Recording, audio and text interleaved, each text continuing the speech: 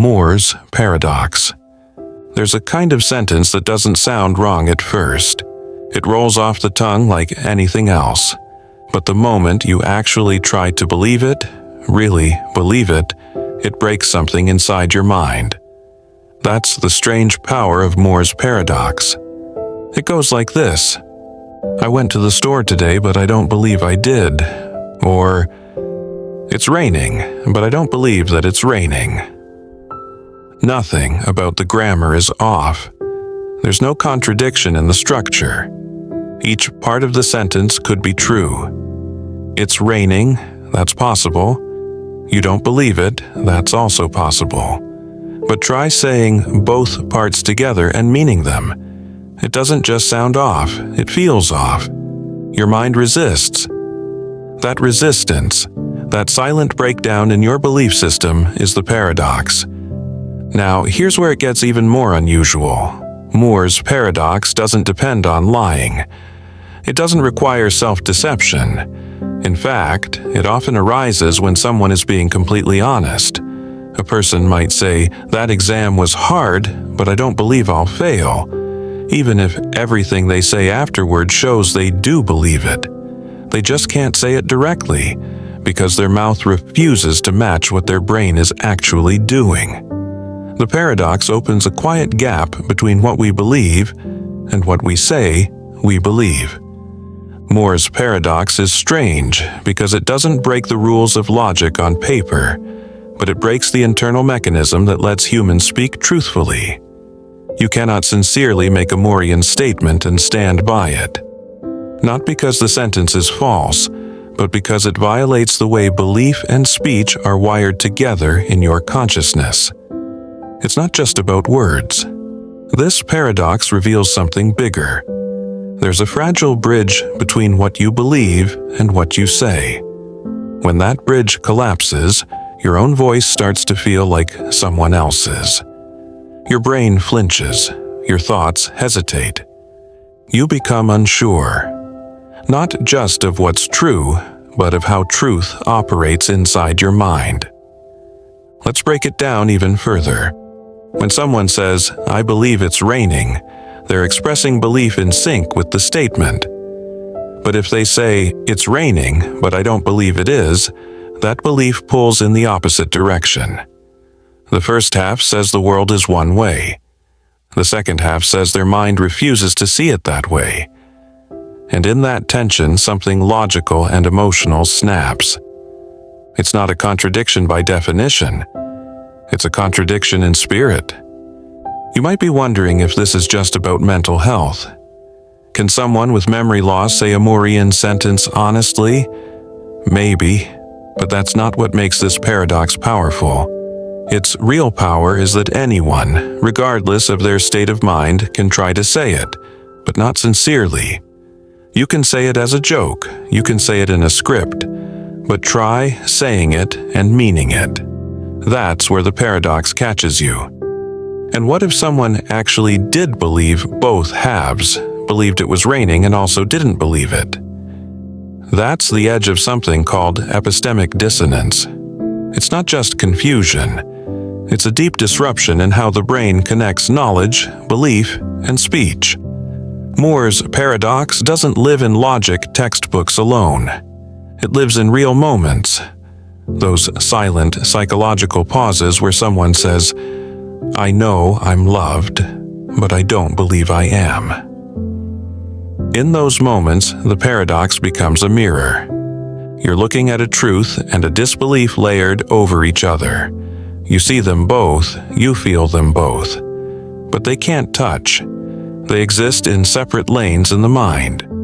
One belongs to your thoughts, the other belongs to your voice. The paradox is not that you're lying.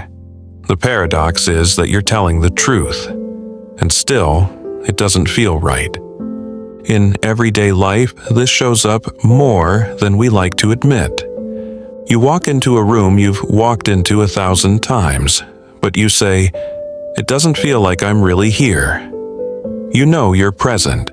You see the objects. You hear the sounds. But your belief isn't locking into place. You're not lying. You're just experiencing a brief flicker of disconnected truth. This is why Moore's paradox matters. It's not just a linguistic puzzle, it's a doorway into the fragile nature of belief itself. It reveals that belief isn't just about truth or logic. It's about internal alignment.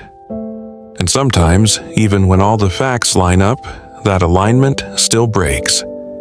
That's what makes it feel so eerie. You can't fix it with more evidence. You can't argue your way out of it. Because the problem isn't with the world. It's with how belief behaves inside you. And here's one more twist. The paradox doesn't require fancy philosophy. You can stumble into it at any age.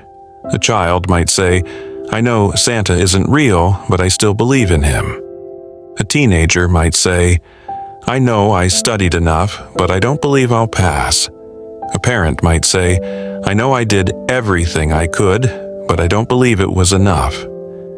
None of these statements are logically contradictory, but each one fractures something inside. Moore's paradox reminds us that belief isn't just a switch. It's a living process. A person can say something that's logically valid and still feel broken by it. They can hold two ideas that should match and still find them pulling apart like magnets flipped the wrong way. The paradox doesn't live in language.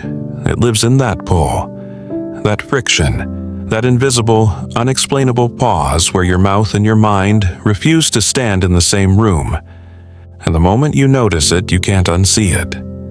You'll hear it in conversations, feel it in your own thoughts, see it in others' hesitation.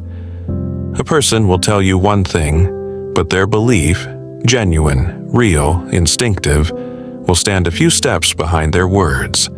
That's where Moore's paradox hides. Not in books, not in theories, but in those tiny, silent stutters of truth. And once you see it, you begin to understand that the strangest paradoxes aren't the ones that break logic. They're the ones that break belief. The preface paradox. Let's say you've written a book. Maybe it's nonfiction based on years of careful research. You double-check every chapter, every claim, every footnote. You stand behind the facts. Yet, in the preface, the part at the very front, you write something like, "Although I believe all the claims in this book are true, I expect that some of them may turn out to be false." Pause for a second. That sentence is not just humble, it's strange. You're saying you believe each individual claim is true. But as a group, you don't believe all of them will hold up. That's the preface paradox. It feels reasonable at first. After all, even the most rigorous writers accept that humans make mistakes. We're fallible. Books contain errors. So it makes sense to admit that somewhere, buried in hundreds of statements, there might be one or two that slip through. But if you really believed that, shouldn't it affect the way you believe each individual statement? Here's where the paradox strikes. You can't simultaneously believe every statement is true and also believe that at least one of them is false. That's a logical tension. A person might say, "I believe every chapter in this book is accurate," but then follow it with, "Still, I'm sure something here is wrong." That's not just being cautious. It's a contradiction in how belief works. Because belief isn't just a checklist. It's not enough to say, "I believe this one, and this one, and that one." Belief has structure. It has weight. If you believe all the pieces, you should believe the whole. And if you don't trust the whole, something should crack in your belief in the parts. But in the preface paradox, that doesn't happen. Your mind holds both positions and refuses to resolve them. This happens in real life far more than we think. Doctors believe in their diagnoses until they don't. A scientist presents 10 findings, each tested and peer-reviewed. But at the conference they say, "Of course, one or two might not hold up over time." And yet, if you ask which ones they don't believe, they shrug. "None," they'll say. I believe them all. It's not dishonesty, it's not confusion, it's a paradox of belief on a collective scale. And this isn't just about books or research. This paradox hides inside all kinds of thinking. You trust your memories, but if someone asked whether all your memories are accurate, you'd likely say no. You know people forget. People distort. Yet if someone pressed you on each memory individually, did that really happen? You'd probably say yes. So here we are again, caught between two layers of belief. The layer where you trust every piece, and the layer where you suspect the puzzle might be missing something. But why do we do this? Because our minds are built for managing risk, not perfect logic. In everyday life, it's safer to trust individual judgments while leaving room for doubt in the whole. That doubt becomes a kind of insurance policy. If something turns out wrong, you're not blindsided. You saw it coming, sort of. Yet that same flexibility, that ability to doubt the set while believing the pieces, makes belief unstable. In mathematics, a single contradiction can collapse a system. But in human reasoning, contradiction is part of the architecture. We don't eliminate it, we live with it. The preface paradox reveals something subtle but essential. Belief is not always additive. Just because you believe 100 things individually doesn't mean you believe all 100 together. That leap, from part to whole, is where logic trips over psychology. And most of the time we don't even notice until it's pointed out. Then suddenly, the cracks appear. You begin to wonder, how many other beliefs do I hold this way? Beliefs I affirm one by one, yet secretly doubt when they're grouped. How many things have I nodded along with, statements, facts, lessons, only to feel that strange, quiet discomfort when asked to endorse them all at once? The preface paradox is not about deception. It's about a unique kind of honesty, the kind that admits, I've done my best. I stand by every word, and still, I expect to be wrong about something. It's a paradox that blends humility with confidence, precision with uncertainty. But this isn't just a personal issue, it's everywhere. Legal systems operate under it. Juries believe each piece of evidence, but ask if they're confident in the entire case, and their answers are cautious. Students study for exams, believing they understood each topic, yet they leave the room saying, I'm sure I messed something up. Professionals write reports, give speeches, issue forecasts. Each part defended, but the whole? A question mark. It's not irrational, it's survival. To move through the world, you need to believe, but to adapt to it, you also need to leave space for correction. The preface paradox is where those two instincts collide.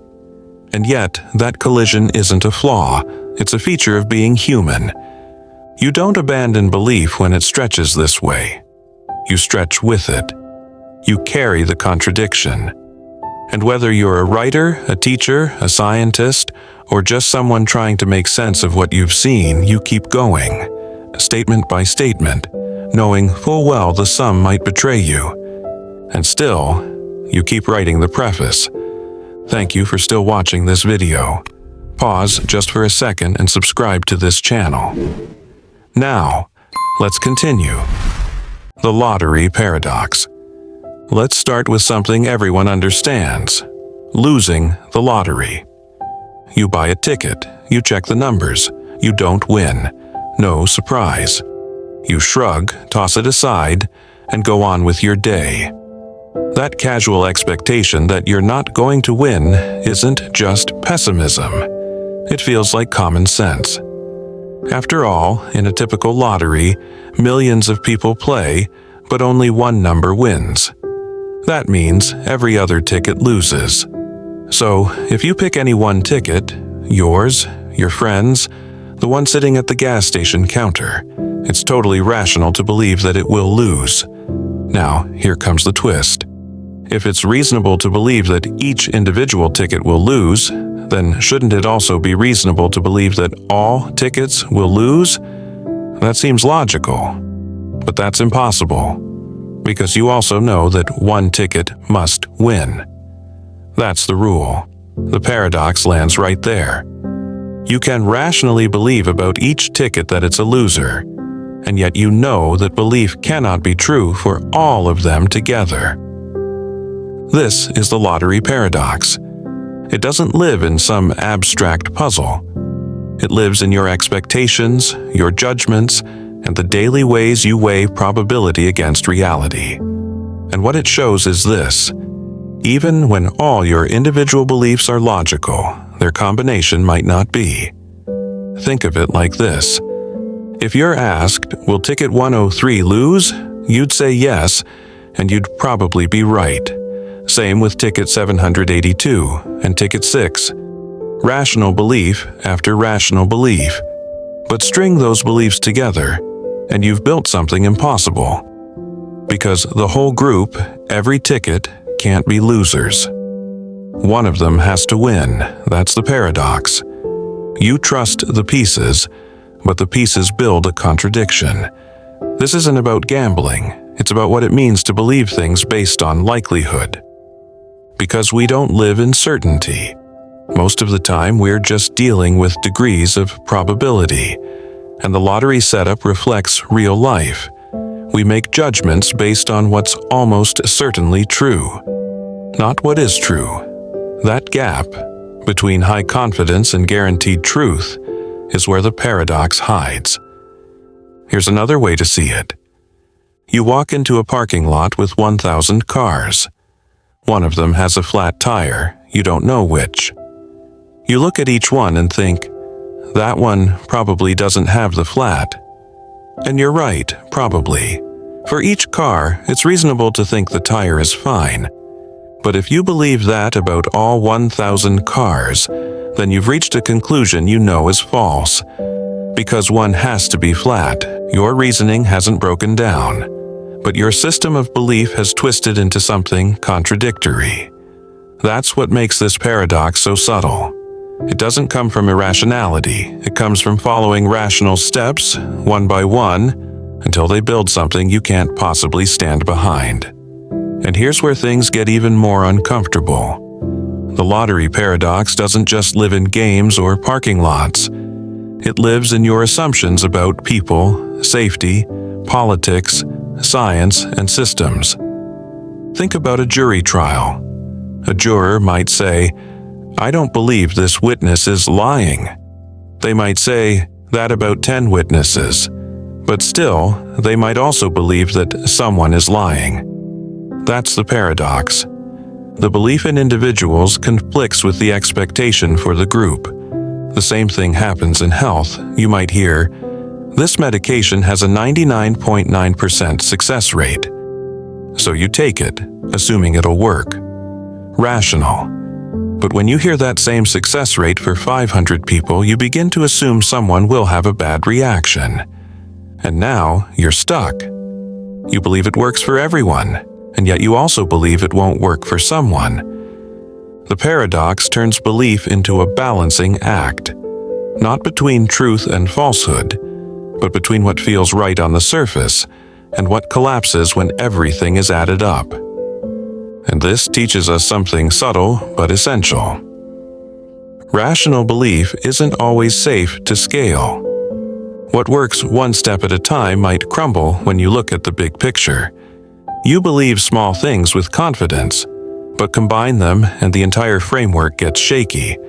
And that shakiness, it's not a flaw in your thinking.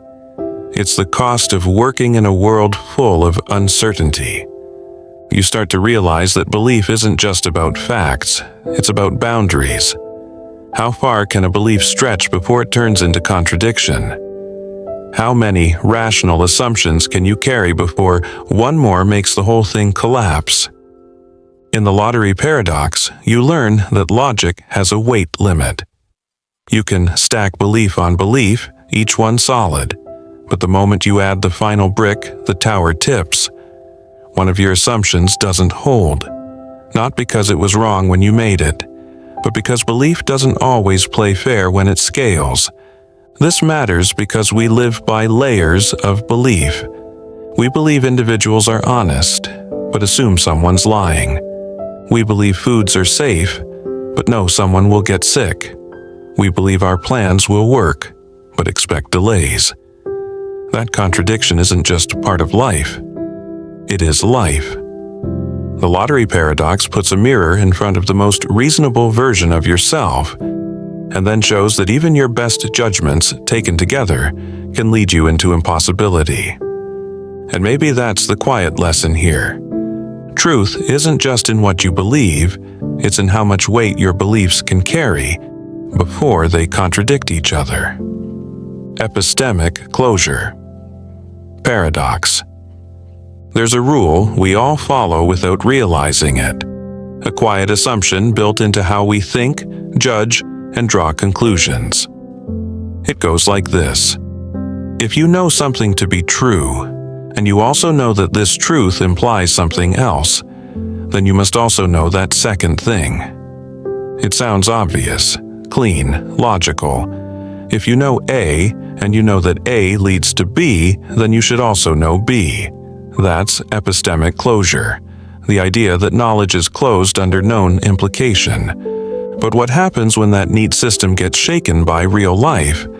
Let's say you know your best friend just bought a used car. You trust them. You know where they bought it. You know the dealership has a great reputation. So, you believe the car isn't stolen. You've got no reason to think otherwise. But now, here's a twist. You also know that if the car were stolen, your friend would never be told. It would look exactly the same. Same paperwork, same experience. That means you can't rule out that possibility from your knowledge alone. You know the scenario is unlikely, but you also know that if it were true, everything would still appear normal to your friend and to you. So, what now? You know the car looks legitimate. You know if it were stolen, it would still look legitimate. But do you really know the car isn't stolen? This is where epistemic closure starts to tremble. You've got knowledge, you've got logical implication, but you don't have the confidence to carry the truth all the way through. And that gap, that refusal to take the next step, is what cracks the closure. Let's break it down further. In formal logic, closure feels like a superpower. It allows you to build truths from other truths. If you know that water boils at 100 degrees Celsius, and you know your kettle is at 100 degrees Celsius, you can safely say, the water's boiling. But real-life knowledge is rarely that clean. It's layered with uncertainty, gaps in information, and fragile assumptions. Epistemic closure works in math, it struggles in reality, because out here, there's always that lingering voice that says, sure, I know this, but what if? Not as paranoia, but as caution. You might know you locked the door, you might even remember doing it. But do you know there's no burglar inside? Technically, if the door's locked, and if no one saw a break-in, then yes. It implies no one entered. But would you bet your life on that implication? Probably not. So you act with belief, not full knowledge. You act on what's probable, but you stop short of embracing every conclusion that logic tries to hand you. That's where the paradox lives, in the space between what you should know, according to logic, and what you actually accept as known. It's tempting to think this is just about doubt, but it's deeper. This paradox isn't about second-guessing. It's about the structure of knowing itself. There are times when you're completely sure of something, and completely sure of what it implies, and still feel wrong stepping across that final line. It's not just you, it's how humans are wired. Because knowledge, unlike math, comes with stakes. You know that trusting a doctor implies trusting the medication, but what if you've read one too many articles about recalls? You believe in the science. You believe in the logic. But when it comes to action, you hesitate. And here, the paradox becomes emotional. You know your partner loves you. You know that love implies trust. But do you always feel like you can trust them completely in every context? Maybe not. That hesitation isn't from lack of logic. It's from the human experience of how knowledge behaves when feelings and risk are involved. And that's what makes the epistemic closure paradox so powerful. It doesn't reveal a flaw in logic. It reveals a flaw in assuming logic alone is enough to capture human knowledge. Because in the real world, beliefs don't flow like water from one point to another. They hit walls. They tangle. They hesitate. They resist the pressure to connect, even when the path looks clear. There's another layer to this. Closure assumes that knowledge is like a chain, but real belief often behaves more like a net, with holes. You might know dozens of things about your job, your relationships, your beliefs, but when those things link together, the net doesn't always hold. Something slips through, and you notice it even if you can't name it. So how do we live with this? Most people compromise. They accept local certainty and global caution. They say, I know this is true, and stop just before saying, so I know that must be true too. That little pause is where the paradox breathes. And even though you've never named it before, you've felt it. In every moment where logic should carry you forward, but doesn't. In every moment where you pull back, not out of fear, but out of recognition that belief isn't a perfect machine. And here's what might be the most mind-bending part of all. You might know that closure is valid in theory, and still not believe it applies in your case. That is, you know the rule, but don't follow it. Which, in itself, breaks closure again. And the loop continues, so the next time you find yourself saying, I know this is true, but I'm not ready to take the next step, don't blame your logic. It's not broken, it's just human.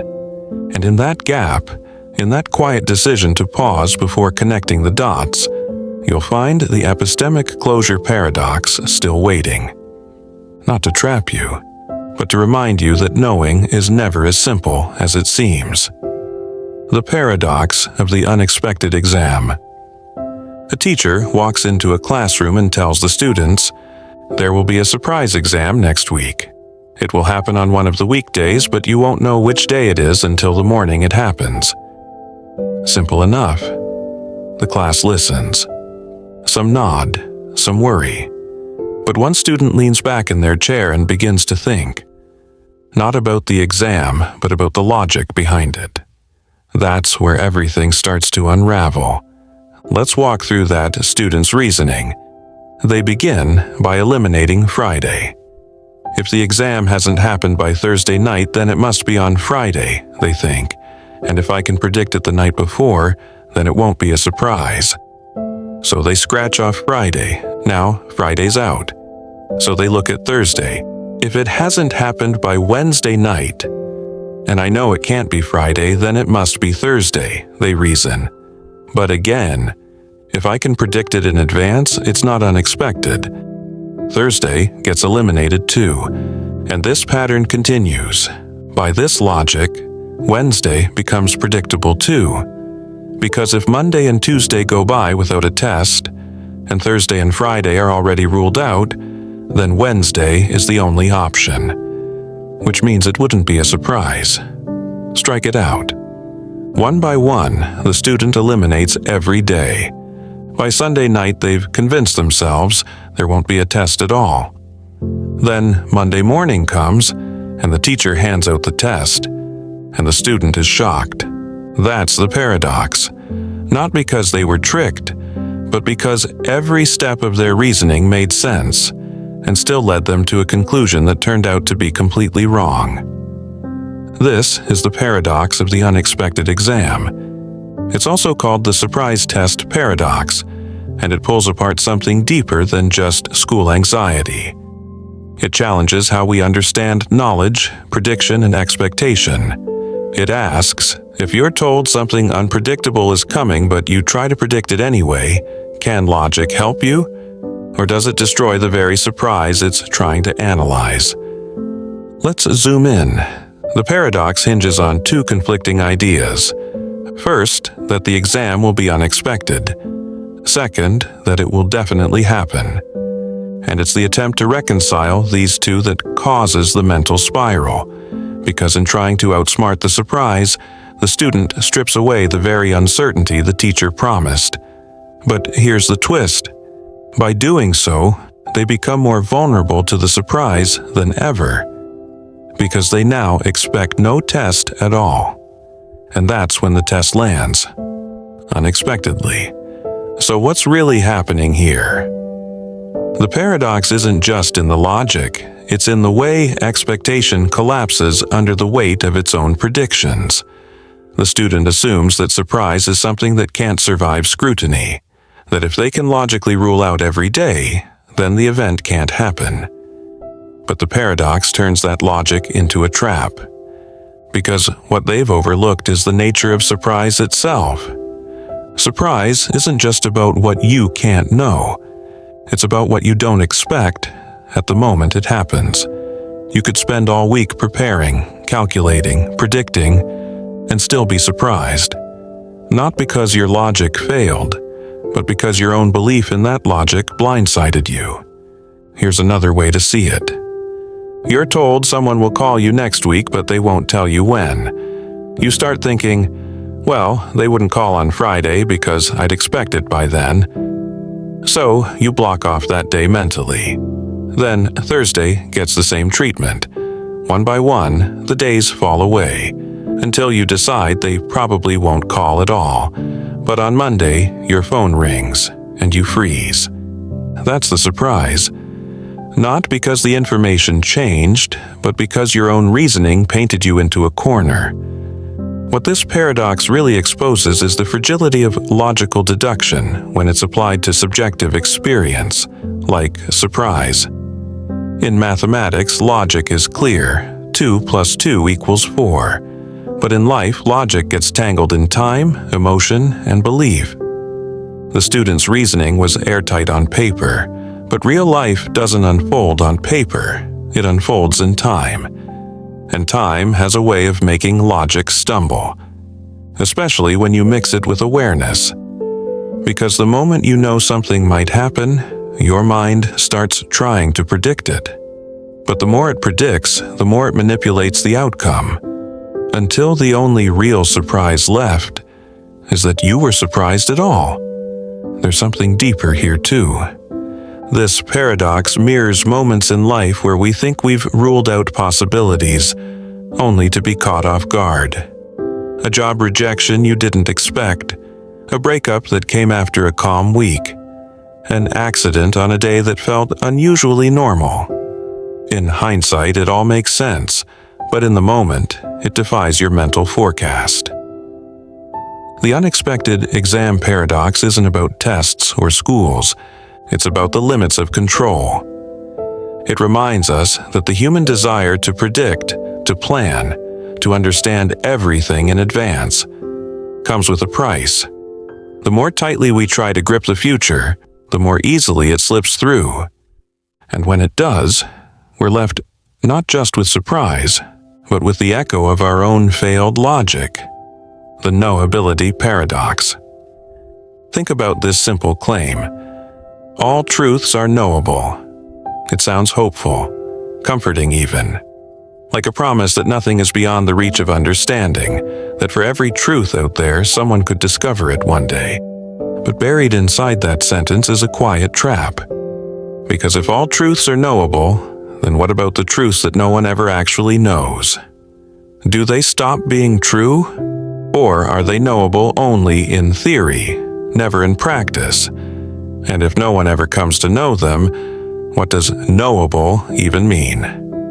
This is the knowability paradox, a contradiction that doesn't just break the rules of logic. It questions what it even means to know something in the first place. Let's take a closer look. We start with a claim that seems innocent. Every truth is, at least in principle, something someone could know. Not necessarily today, not necessarily by you, but someone, somehow, somewhere. That's the premise. Now we apply it. Imagine a truth, any truth that's never known by anyone. Let's say a particular tree in a forest fell at exactly 2:37 p.m. 100 years ago. No one saw it, no one recorded it, no animal even noticed. It's not part of any memory, diary, or satellite image.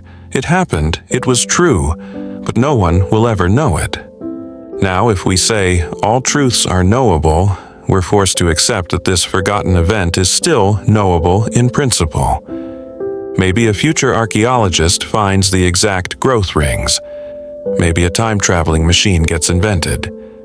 We push the boundary of knowledge out far enough to preserve the idea that the truth is knowable. But now, here's where the paradox lands.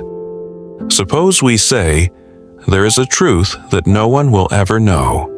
That sentence might be true, and if it is true, then by our own assumption, it must be knowable. Because all truths are knowable. But if that statement is knowable, then someone could come to know it. Which means it isn't true anymore, because someone has known it. So it turns into a contradiction. We're left with this impossible cycle. If the truth is never known, then it's not knowable. But if it's knowable, someone could eventually know it, making it no longer unknown. And if someone knows it, then it was never a truth that no one would ever know. So the truth stops being the truth the moment it becomes knowable. That's the trap. You start with a sentence that seems generous. All truths are knowable. But the moment you push on it, just slightly, it begins to fold in on itself. It becomes unstable. Now, step back and think about what that means. We want to believe that the universe holds no secrets that are permanently locked away. We want to say that truth is like light. It might be distant, faint, hidden behind some cloud of complexity, but it's always there, waiting to be reached. But the knowability paradox whispers a different message. Maybe some truths are true, precisely because no one ever touches them. Maybe their truth depends on their isolation, and once you shine a light on them, they vanish. This creates a strange duality in how we think about knowledge. On the one hand, we treat truth as something objective, independent of who sees it. But on the other hand, we crave a relationship with truth. We want to reach it, possess it, say, "This is what I know," and let that knowledge shape our world. But the paradox suggests that some truths resist that relationship, that they only remain truths as long as no one knows them. And the moment they're known, they change their identity, they cross over, they cease to be the thing they once were. Let's take a real-world example. Consider a person who hides a diary for their entire life. In it, they wrote a confession, one that no one ever hears. They die, the diary is burned. That truth, the one only they knew, is now lost to time. But was it knowable? Sure, it could have been found. But since it wasn't and never will be, the truth remains both real and unreachable. Now imagine a world full of truths like that. Little slivers of reality that happened but never touched a conscious mind. If we claim that each of them is knowable, we're forced to believe in a kind of ghost knowledge, truths that exist as shadows, never touched by light, but somehow visible in theory. And that's where the paradox becomes unnerving, because it implies that truth may exist in forms that permanently resist being understood. That not every answer is waiting to be discovered. Some may be written in ink that fades before any eyes can see it. Some may die in silence. Some may never even be formed as questions. And yet, they are true. Which raises a final dilemma. Do we define truth by what can be known? Or do we accept that some truths exist without needing to be known at all? The knowability paradox doesn't solve that question. It holds it in place, quietly, stubbornly, reminding us that knowledge, no matter how advanced, always sits on a platform of things it does not yet know, and may never know. And perhaps that's not a flaw. Perhaps that's the shape of truth itself, something real, something fixed, but never fully within reach. The reviser's paradox. You sit down with a piece of writing, something you believe to be completely true. Maybe it's an article, a declaration, a carefully argued theory. You've poured thought into it. You've examined every claim, refined every sentence. At the moment of writing, you stand by every word. But over time, something shifts. You begin to rethink a few points. You make small edits, adjust some logic, reframe your conclusion. Eventually, you publish a second version, version 2. You believe this one even more than the first. It's tighter, more accurate. So you revise again. A third version follows, then a fourth. Each time, you think, now I've got it right. But if you believed the first version was true, and now you believe the second one is more accurate, then what does that say about your original belief? Did you really believe it then? Or were you mistaken about your own certainty? And if you now believe version 4, what happens when version 5 contradicts it? That's the reviser's paradox. It doesn't scream for attention. It creeps up slowly, in quiet moments of reflection, revision, and growth. It begins with a sincere belief and ends in a spiral of self-doubt. The more seriously you take your beliefs, the more you feel the weight of this paradox, because it makes you question not just what you know, but how you've ever known anything at all. Let's go deeper. Suppose you publish a paper in good faith. You claim something you genuinely believe, but 5 years later you correct it. You now believe your original statement was wrong. That's normal. That's how learning works. But now pause. When you believed it the first time, were you wrong? Or were you right to believe it, given what you knew then? Because if you were right to believe it then, but now believe the opposite, how can both of those beliefs feel justified, while only one can actually be true? The paradox becomes sharper when we look at belief over time. If truth is stable, why do our convictions change so easily? Why does something you once held tightly slip from your fingers the moment a better version appears? And more importantly, how do you ever know when you've reached the final correct version? Maybe you don't. Maybe belief is always provisional, always a draft waiting for edits. The reviser's paradox shines a light on this. That knowledge, when taken seriously, is never static. It's always in flux, always unfinished. And the paradox is not that our beliefs change. That's normal. The paradox is that we're certain each time. We don't say, this is probably right. We say, this is the truth. And then we revise. So what does that do to the idea of sincerity? Were you sincere in version 1? Yes. Are you sincere in version 2? Also yes. But if version 1 contradicts version 2, and you were sincere both times, then what does sincerity really mean? Is it enough to believe deeply, even when you later discover you were wrong? The paradox forces you to confront an uncomfortable idea, that truth and belief might never fully align. That conviction is not a guarantee of accuracy. It's only a snapshot of understanding at a moment in time. You can see this everywhere. In public policy, a government official stands at a podium and declares a position. A year later, they apologize and revise it. In science, a theory is celebrated, then quietly replaced. In everyday life, people make declarations about love, ethics, identity, only to find that time reshapes what once felt immovable. Each time, the revision feels like progress. But each revision also casts a shadow on the past, not just on what you believed, but on your belief in your ability to believe rightly. The reviser's paradox is a slow erosion of certainty. It doesn't demand that you give up belief. It simply asks, what are you standing on? And how many times has that ground shifted? It shows you that belief is fragile. Not because it's wrong, but because it's dynamic. It lives in motion. And every time you revise, you leave a version of yourself behind. A version who believed, and maybe even defended, something you now see differently. You might try to solve this by saying, well, I'm just getting closer to the truth. And that might be true. But how do you know this latest version isn't another stepping stone? What if your current belief, the one that feels so clear, so final, is just version 6 out of 10? Or out of 100?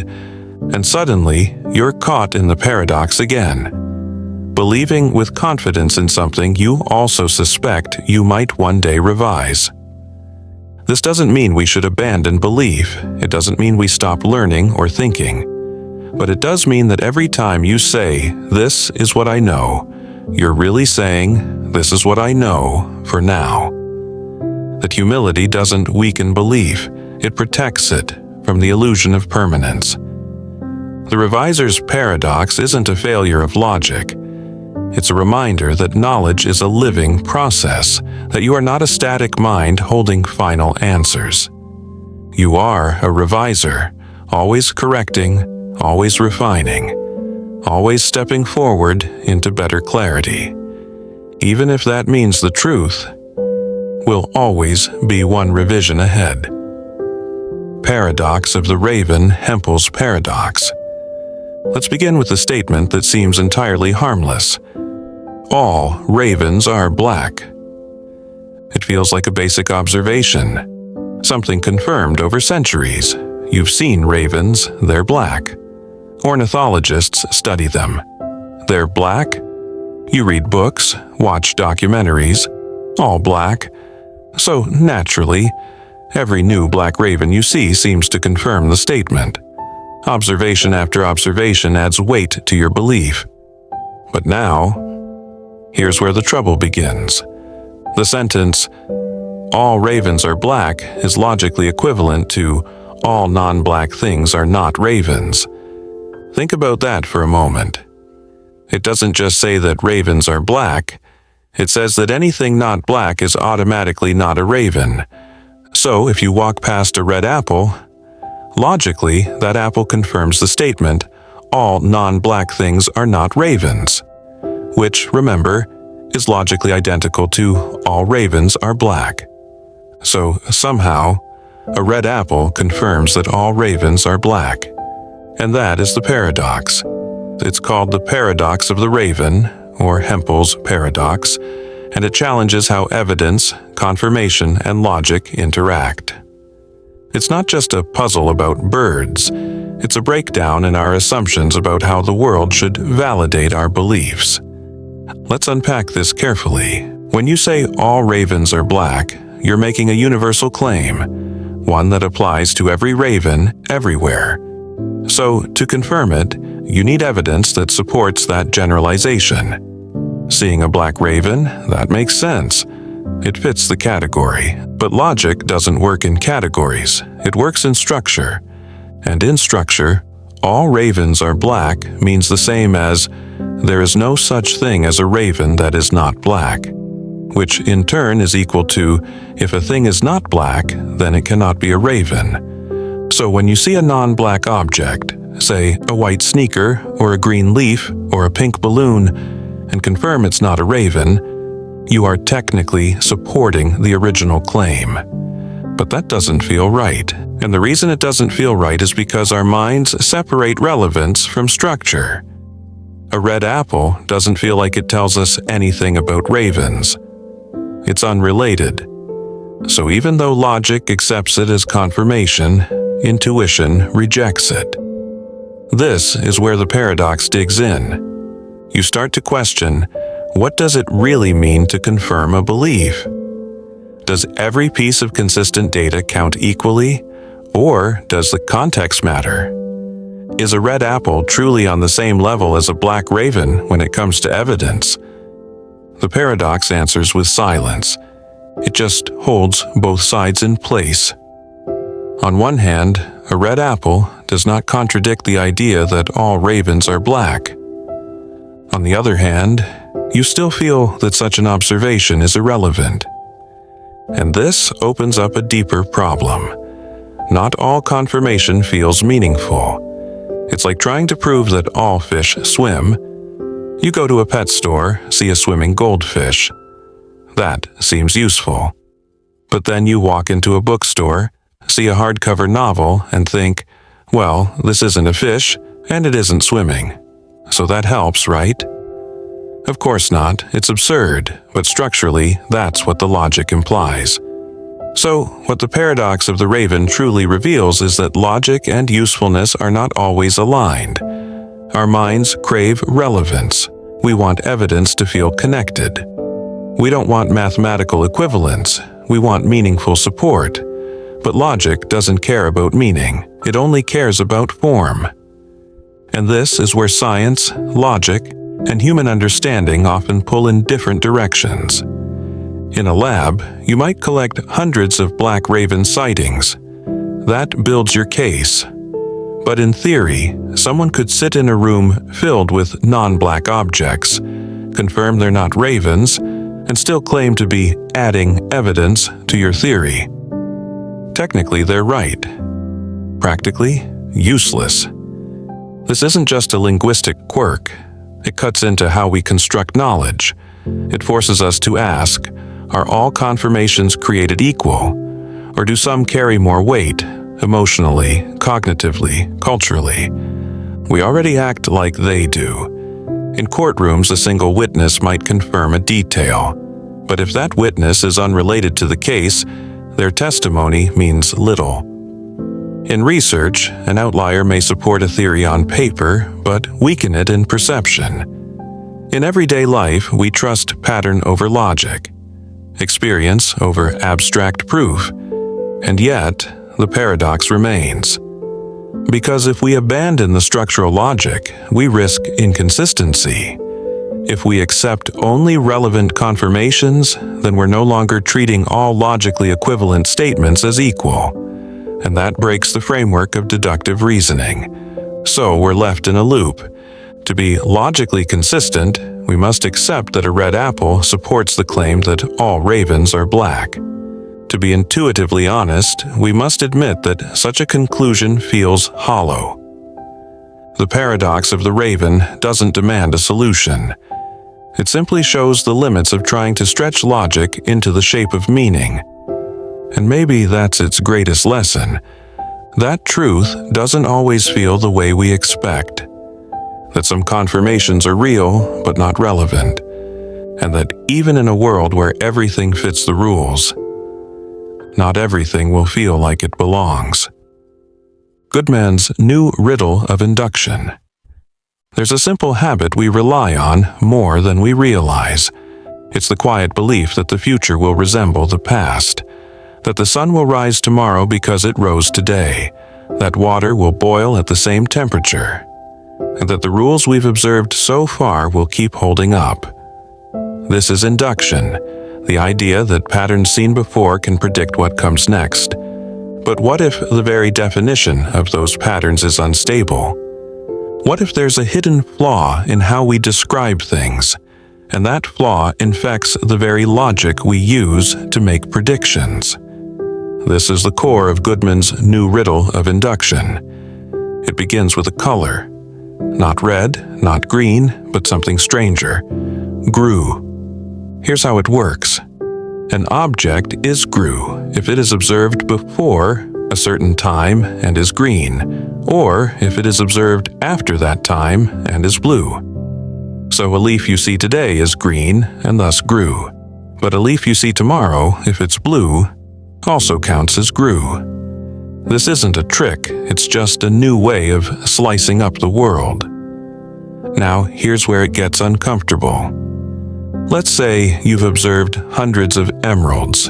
They're all green, so you say, all emeralds are green. Induction tells you that future emeralds will be green too. That seems safe. But wait, what if you had used the word grew instead? You'd have the exact same evidence.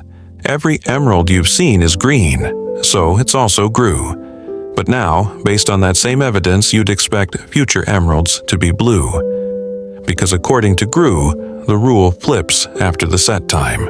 Now you're stuck. Your observations support both predictions, that future emeralds will be green and that they'll be blue. That's the paradox. You followed the rules of induction. You looked at patterns. You used evidence.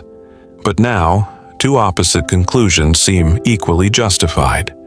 One says the emerald stays green, the other says it turns blue, and you can't tell which one your evidence actually supports. Why? Because the real problem isn't in the evidence, it's in the language. Goodman's riddle exposes a crack in how we define the properties we're using to reason. Words like green feel simple, but that's just habit. Grew is equally valid in a logical sense, it's just not familiar.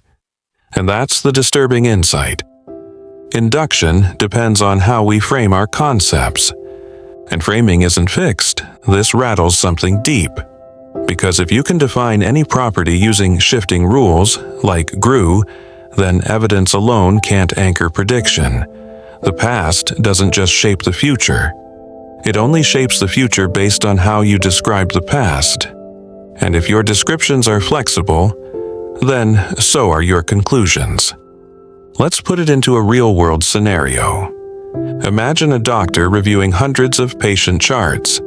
Each patient recovered after taking a certain drug, so the doctor believes this drug causes recovery. That's the inductive pattern. But suppose someone else defines a new category. Patients who recovered before 2025 are causally linked, but patients after 2025 are anomalous. Suddenly, the same evidence is used to predict that the drug will stop working after 2025. Based not on biology, but on redefined terms. It's unsettling, but it happens more than we think.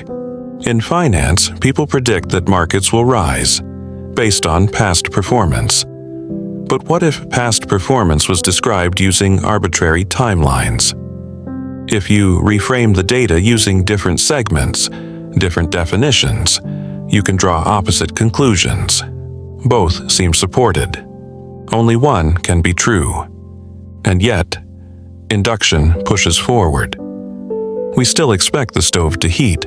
We still trust that seasons will turn. Because the alternative, believing that everything is open to semantic chaos, feels unbearable. But Goodman's paradox isn't trying to destroy trust in logic. It's trying to show where that trust begins. It begins not with evidence, but with categories, with language, with the definitions we treat as stable, even when they aren't. Green works because we're used to it. Grew feels fake because it's unfamiliar. But what if the roles were reversed? What if, from birth, you were taught that grew was the default? Then green would feel like the weird one. And now we see the full shape of the riddle. Induction is not just about counting examples. It's about trusting the framework that makes those examples meaningful. And if that framework can be rewritten, so can the future you expect. This isn't about giving up on reason. It's about sharpening it. Because once you see that evidence doesn't float in a vacuum, that it only has power when wrapped in stable concepts, you start to think more carefully about what you're really confirming. Is it the emerald's color? Or your own unchallenged assumptions about what color means? And in that quiet space between the thing and the word that names it, the new riddle of induction waits. the sleeping beauty problem. A young woman volunteers for an experiment. She's told exactly what will happen. On Sunday night, she'll be put to sleep. While she's asleep, a fair coin will be flipped. If it lands heads, she'll be awakened on Monday, asked one question, and then the experiment ends. If it lands tails, she'll be awakened on Monday, asked the same question, then put back to sleep, and awakened again on Tuesday, asked the same question again, and then the experiment ends. But here's the twist. After each awakening, she will have no memory of previous awakenings. When she wakes up, she won't know what day it is or how many times she's been awakened. Now, here's the question she's asked each time. What is your credence that the coin landed heads? You might think the answer is simple. The coin was fair. Heads or tails. 50-50, a one-time flip. So, naturally, the answer must be 50%, right? That's what makes this a paradox, because when you look at the structure of the situation, something unexpected emerges. And depending on how you interpret probability, you may arrive at a very different answer, 1/3. Let's walk through it. There are 3 possible awakening scenarios that could explain her current experience. The coin landed heads, and it's Monday. The coin landed tails, and it's Monday. The coin landed tails, and it's Tuesday. Now, think carefully. From her perspective, each awakening is indistinguishable. She has no way of knowing whether it's Monday or Tuesday or what the coin showed. So she must treat all 3 scenarios as live possibilities. But only one of them happens if the coin lands heads. 2 of them happen if the coin lands tails. So the chances of her being in a heads situation on any awakening is 1 out of 3. That's the argument for saying her credence that the coin landed heads should be 1/3. But wait, that feels wrong. She was told the coin is fair. It was flipped once. It didn't change just because she forgot something. So why would her belief about the outcome suddenly shift? This is the heart of the sleeping beauty problem. It splits people into 2 camps. One side, called the Halfers, argue that the probability should stay 1/2. The coin is fair. It was flipped once. No amount of awakenings changes the fairness of that flip. From a pure probabilistic standpoint, there's still no reason to favor heads or tails. The extra awakening is irrelevant.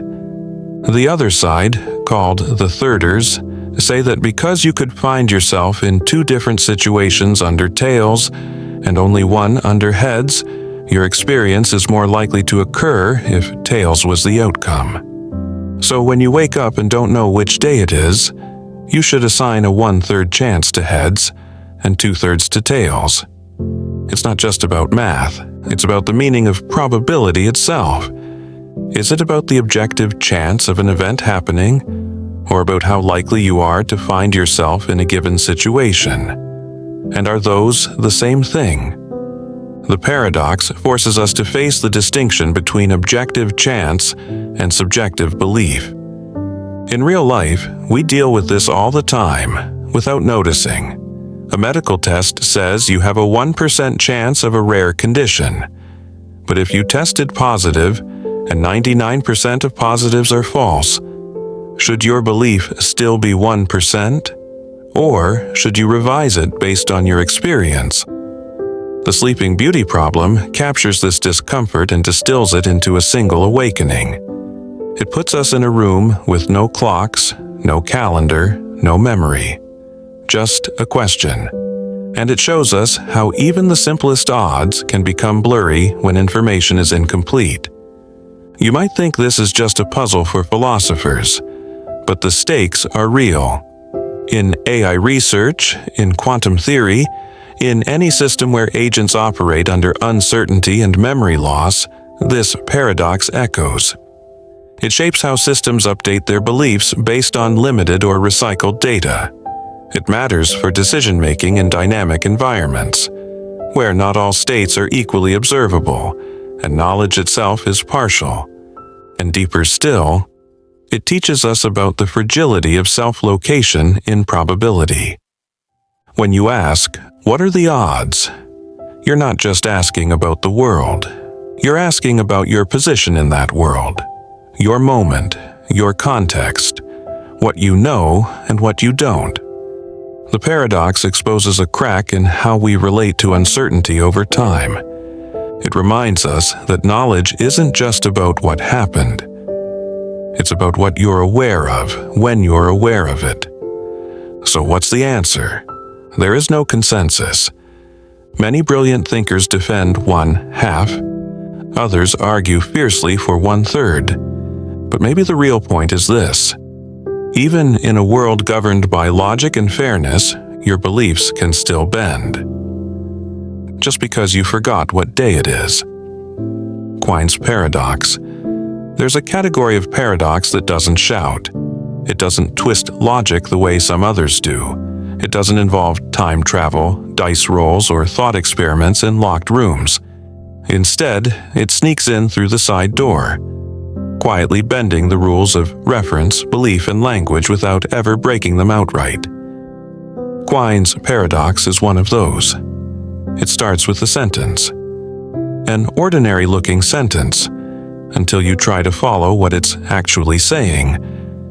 Yields falsehood when preceded by its quotation. Yields falsehood when preceded by its quotation.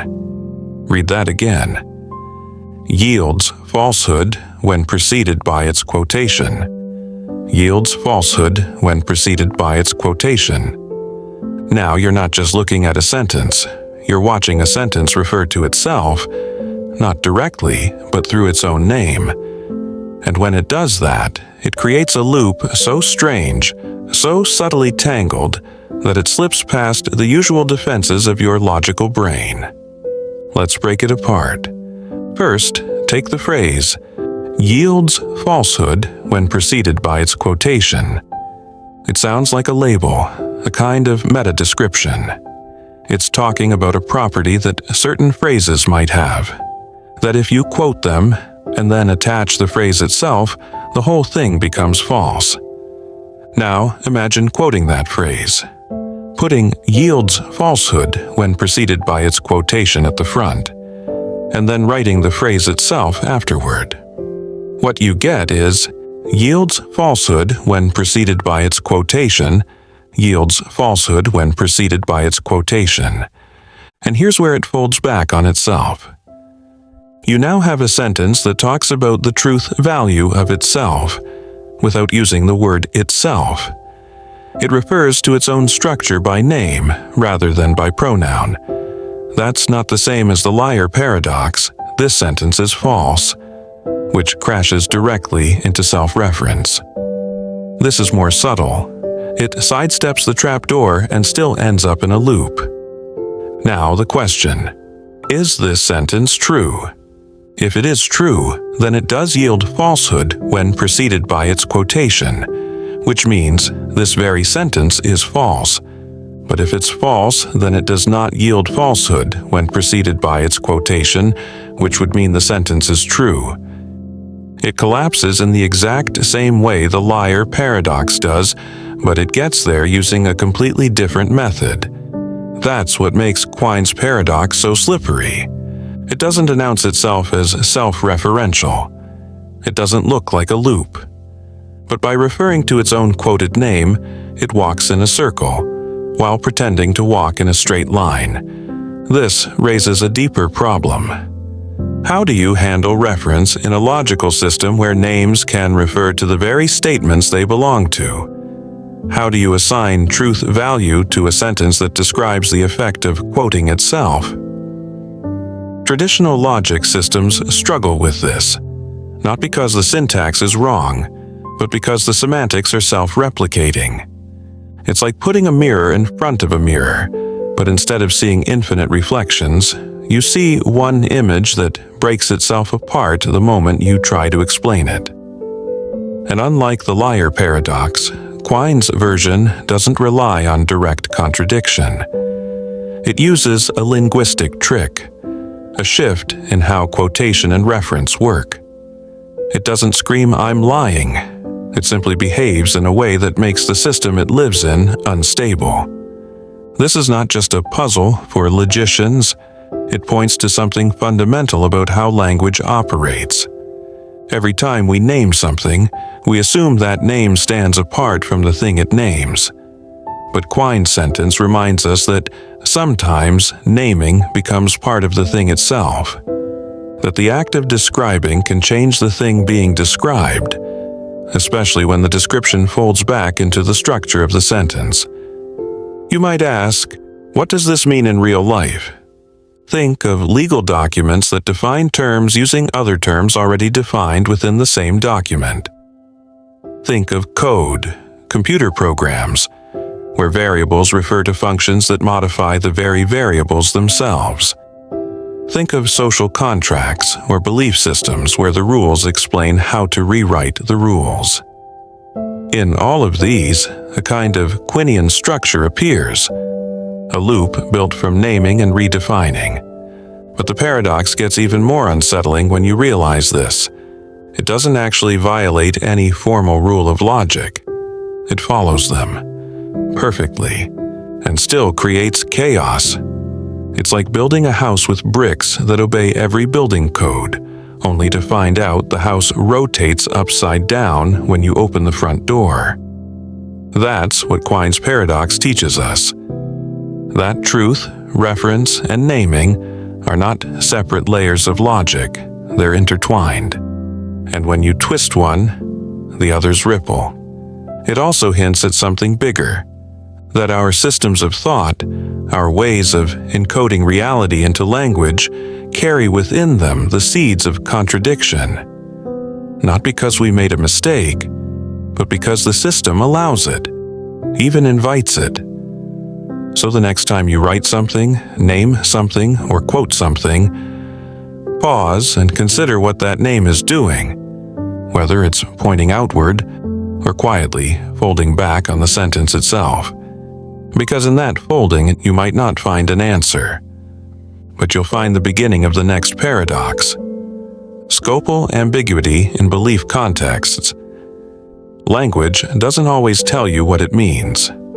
Sometimes it hands you a sentence that seems clear, only to fold into confusion the moment you look too closely.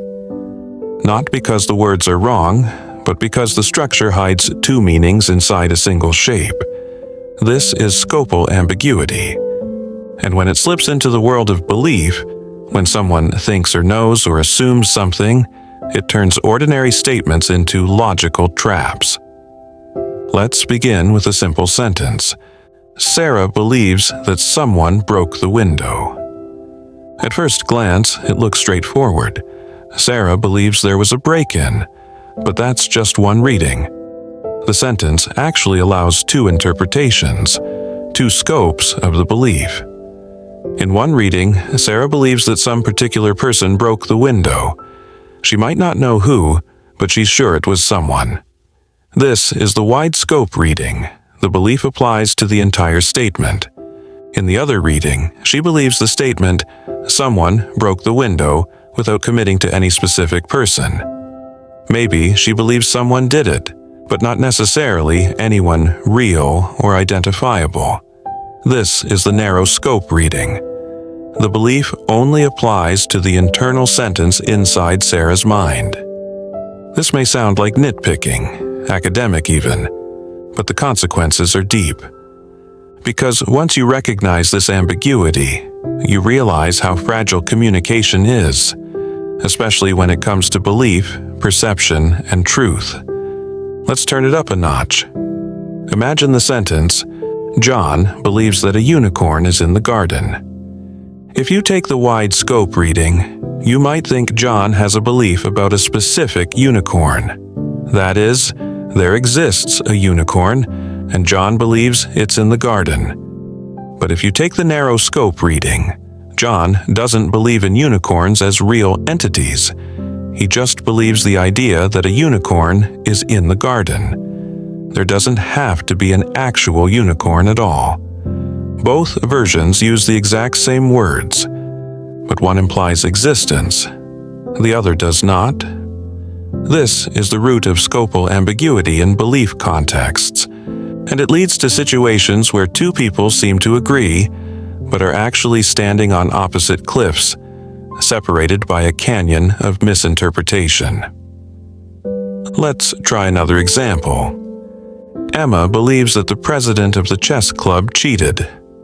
Now ask, is there a real president of the chess club? Or is Emma mistaken about there even being a club at all? Again, we run into the same two scopes. Wide scope.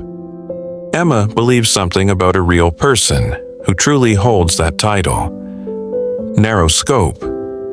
Emma believes something about a concept which may or may not have a real-world counterpart. This may seem like a purely linguistic puzzle until you apply it to real life. Think about courtrooms. A witness says, "I believed the man in the red hat was the robber." That belief, depending on how it's scoped, could point to a real person, or just to the mental picture the witness had. Legally, the difference matters. Was it a belief about that man? Or about whoever matched the idea? Think about ethics.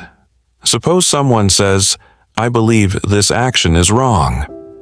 Are they claiming some universal moral truth, or just expressing their internal perspective? The scopal reading affects how we respond to the claim, whether we challenge its factual content or its emotional grounding. And perhaps most critically, think about relationships. Someone might say, "I believe you care." But what does that belief cover? Is it about a real, verifiable truth in the other person's behavior, or about an emotional interpretation that may have no grounding in reality? Scopal ambiguity lives at the edge of understanding, where language meets the limits of what the mind can express. It thrives in belief contexts because belief itself is fluid.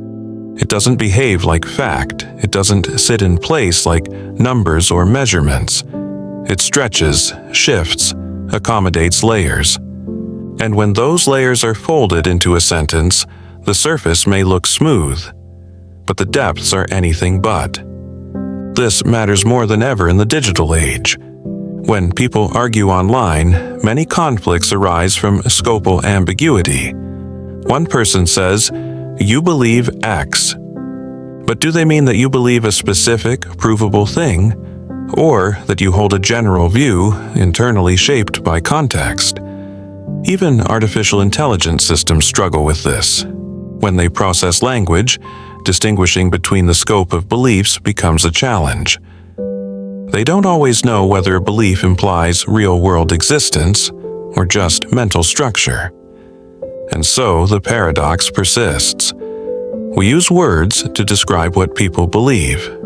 But belief isn't simple. It's layered, contextual, and full of scope that shifts with every sentence.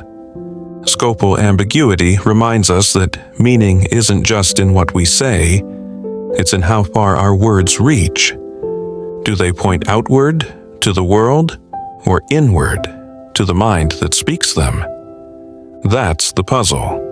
And in every conversation, every testimony, every quiet thought where belief takes form, that ambiguity waits, not to confuse us, but to show us that understanding isn't just about language. It's about listening to where the words are pointing. The paradox of the stone. Can an all-powerful being create a stone so heavy that it cannot lift it? It's a quiet question, one that sounds like a child might ask.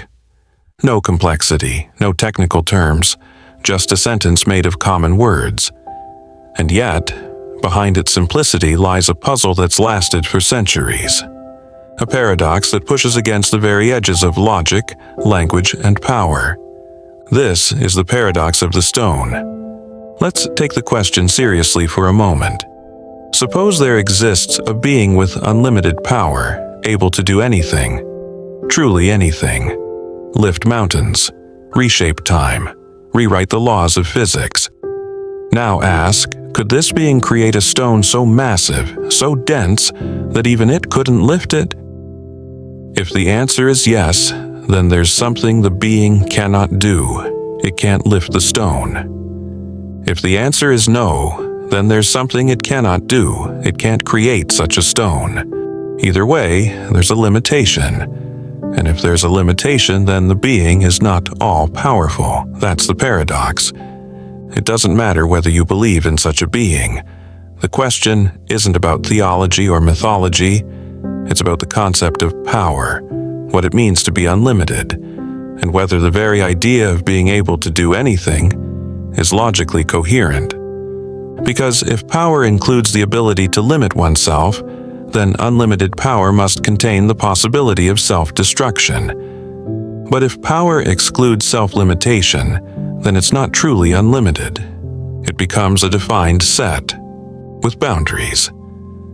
Now let's slow down. Why does this matter? Because this paradox exposes a fault line between two kinds of limits: logical limits and functional limits. A functional limit is simple. You can't lift the stone because it's too heavy. A being that hits this limit is constrained by its own strength. But a logical limit is different. It says, you can't both be able to do everything and create a task you cannot complete. That's not a flaw in strength, that's a flaw in coherence. It's like asking, can a circle be square, or can you draw a four-sided triangle? These aren't failures of creativity, they're contradictions in definition. And the stone paradox might be the same, a contradiction pretending to be a challenge. But that raises a difficult question. If something is logically impossible, does that count as a true limitation? Can we say that an all-powerful being is still all-powerful, even if it cannot do things that are nonsense? Or does the inability to perform contradictions count as a weakness? That's where the paradox becomes a mirror. Because it doesn't just ask you to define power, it asks you to define possibility. What do we mean when we say can? Is can about strength, control, or does can collapse the moment you ask it to carry a contradiction? Think about it in simpler terms. Can you write a sentence that is both completely true and completely false at the same time? Can you make a machine that goes both forward and backward at full speed simultaneously? These aren't questions of engineering. They're structural breakdowns. The request cancels itself. So maybe the stone paradox isn't a challenge to power. Maybe it's a challenge to language, because it exposes how easily we throw words together: can, make, lift, not lift, without noticing that we've wired a contradiction into the grammar. But the moment you point it out, everything stalls. The sentence feels grammatically sound, but conceptually it disintegrates. It's like a house with invisible termites. It stands upright until you lean on it.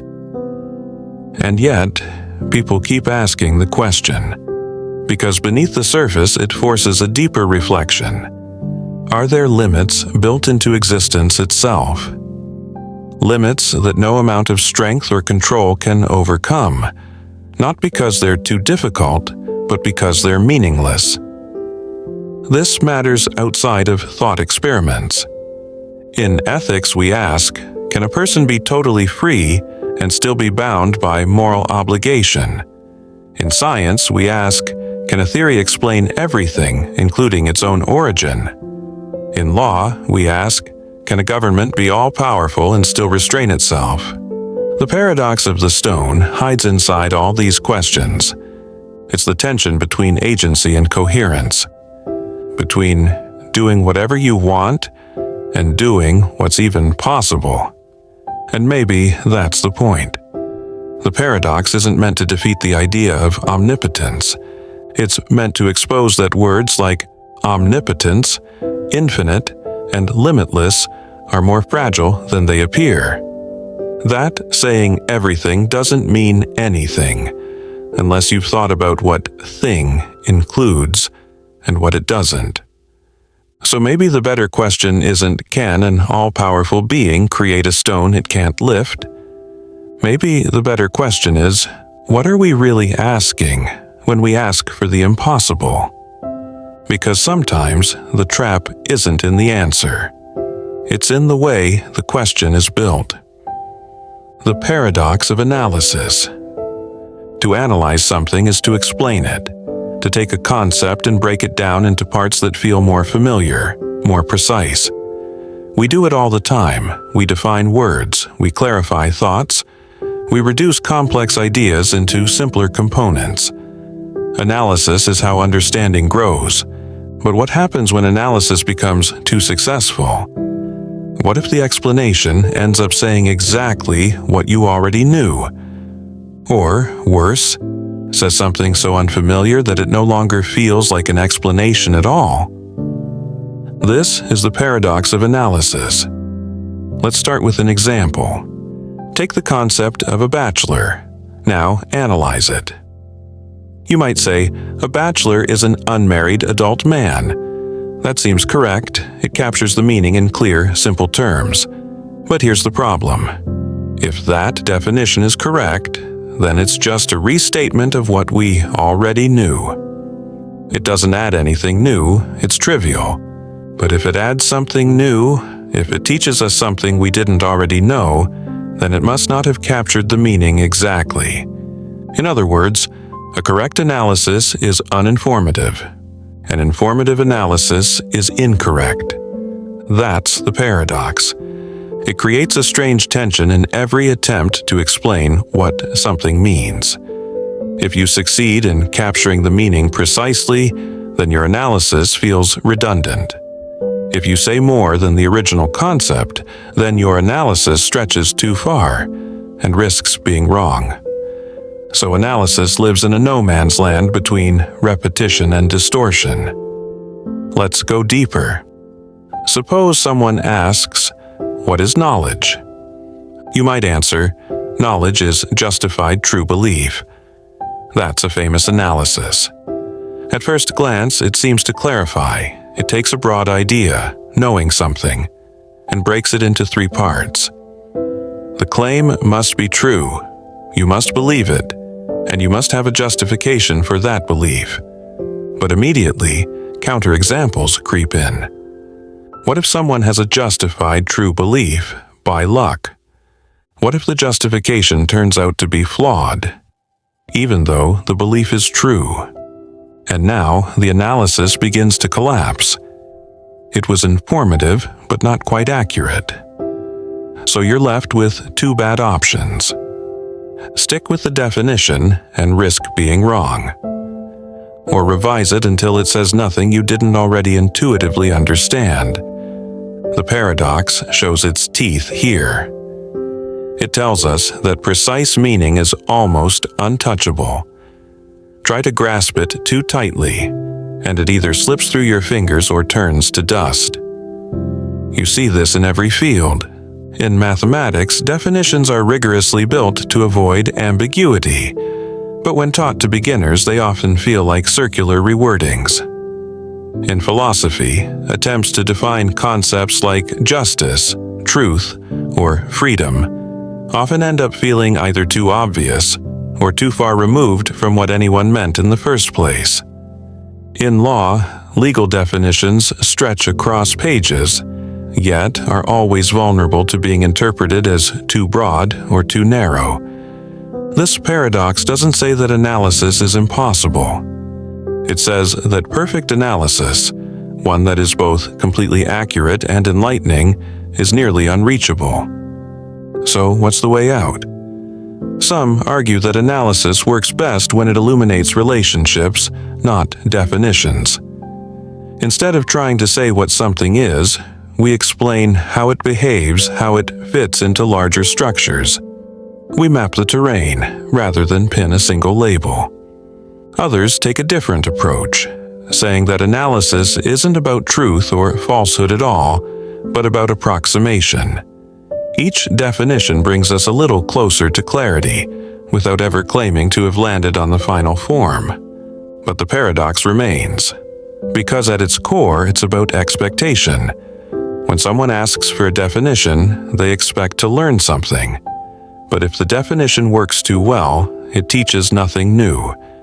If it surprises them, it risks distorting the original idea. Even in ordinary conversation, this tension shows up. If a child asks, "What's a chair?"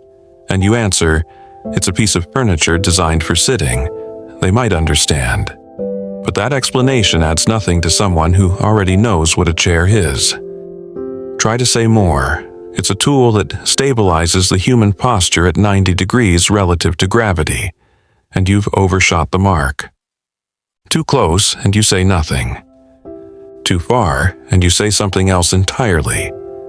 The paradox of analysis tells us that meaning can't be frozen. It lives in a fluid zone between familiarity and explanation. It's shaped by usage, context, instinct, and the moment you try to lock it into a clean formula, you risk missing the point. This doesn't make analysis useless. It just makes it humble. It reminds us that understanding isn't about pinning down ideas like insects. It's about circling around them, naming their edges, feeling their shape through comparison and exploration. So, the next time you try to explain something, anything, don't be surprised if it feels both obvious and slippery. That's not failure. That's the paradox reminding you. The moment you define something perfectly, you may have said nothing new at all. The paradox of the heap, so writes, variant form. Take a single grain of sand, place it on a table. No one would call it a heap. Now add another grain. Still, it's not a heap. Add a third, a fourth, a fifth. You keep going, one grain at a time, and at no specific point does the pile clearly become a heap. But eventually, somewhere along the way, you stop and say, "Okay, now that's a heap." But when exactly did that happen? At what grain did the transformation occur? Was it grain number 37? Grain number 394? Or was it something less quantifiable, something you simply felt? This is the paradox of the heap, also called the Sorates paradox, named after the Greek word soros, meaning heap. And at its core, it exposes a brutal inconsistency in the way we apply vague terms to gradual change. Here's how it works. If one grain of sand is not a heap, and if adding a single grain to something that is not a heap still does not make it a heap, then, by that logic, no amount of sand will ever become a heap. That's the paradox. It's built on the slippery slope of small steps, each one too minor to matter on its own, but devastating in aggregate. The contradiction arises when you hold on to a rule that seems fair at every point, yet leads to an obviously false conclusion. The problem isn't just with heap, it's with every word that describes things in vague, human-centered terms. Take bald. A man loses one hair. He's not bald, he loses another. Still not bald. Keep going. At what point is he officially bald? There's no clean number. And yet, we treat the word bald as if it means something definite. Or tall. The word tall is pronounced as tall. At what height does a person become tall? 5 feet 10 inches, 6 feet 2 inches? The label changes depending on context, region, culture, even mood. It seems harmless until you realize that many legal, medical, and ethical systems depend on such fuzzy thresholds. How much pain is too much? How old is old enough? How poor is in poverty? How drunk is intoxicated? How risky is unsafe? And every time you draw a line, the Sorates paradox lurks behind it, whispering, "Really? That exact point?" Let's look at variant forms of the paradox. They appear in different disguises. One classic version involves color. Suppose you look at a patch of red paint. Now imagine adjusting the hue by a single pixel's worth of data, imperceptibly. You do it again and again. Each change is too small to notice. But at some point, red becomes orange, then yellow, and eventually green. So when exactly did red stop being red? This version, sometimes called the spectrum paradox, shows how perception doesn't respect hard boundaries. It erodes certainty not by contradiction, but by exhausting your confidence in small, harmless increments. Another form targets identity. Take the ship of Theseus. Start replacing each plank of a ship one at a time. At what point is it no longer the same ship? The Sorite's variant of this asks, how many tiny changes does it take before you're looking at something new, and do you even notice? Yet another appears in ethics. Is one lie enough to make someone dishonest? Probably not. What about 2 or 10? When does someone cross the line from trustworthy to untrustworthy? The danger in these questions isn't that they're unanswerable. It's that they invite arbitrary answers dressed as logic. We crave clarity, so we draw a line. We say 20 lies, that's the limit. But what justifies 20 instead of 19 or 21? The paradox shows that wherever you draw the line, you're either ignoring logic or denying human nuance. And here lies the deeper tension. We live in a world that demands precision, but we operate with concepts that resist it. Language is full of words like heap, tall, rich, fast, cold, dangerous, terms we treat as precise, but which melt under scrutiny. And yet, we rely on them daily, to make decisions, to judge, to act. So how do we live with this? One approach is contextual thresholds. We define vague terms based on the situation. A pile of 5 papers might be a heap on a clean desk, but not on a warehouse floor. Old might mean 40 in gymnastics, but 80 in politics. In this view, vagueness isn't a problem, it's a feature, a kind of flexible logic that shifts with need. Another approach is fuzzy logic, a formal system where truth comes in degrees. Instead of true or false, statements can be 70% true or 45% false. It allows gradual transitions to be tracked without collapsing into contradiction.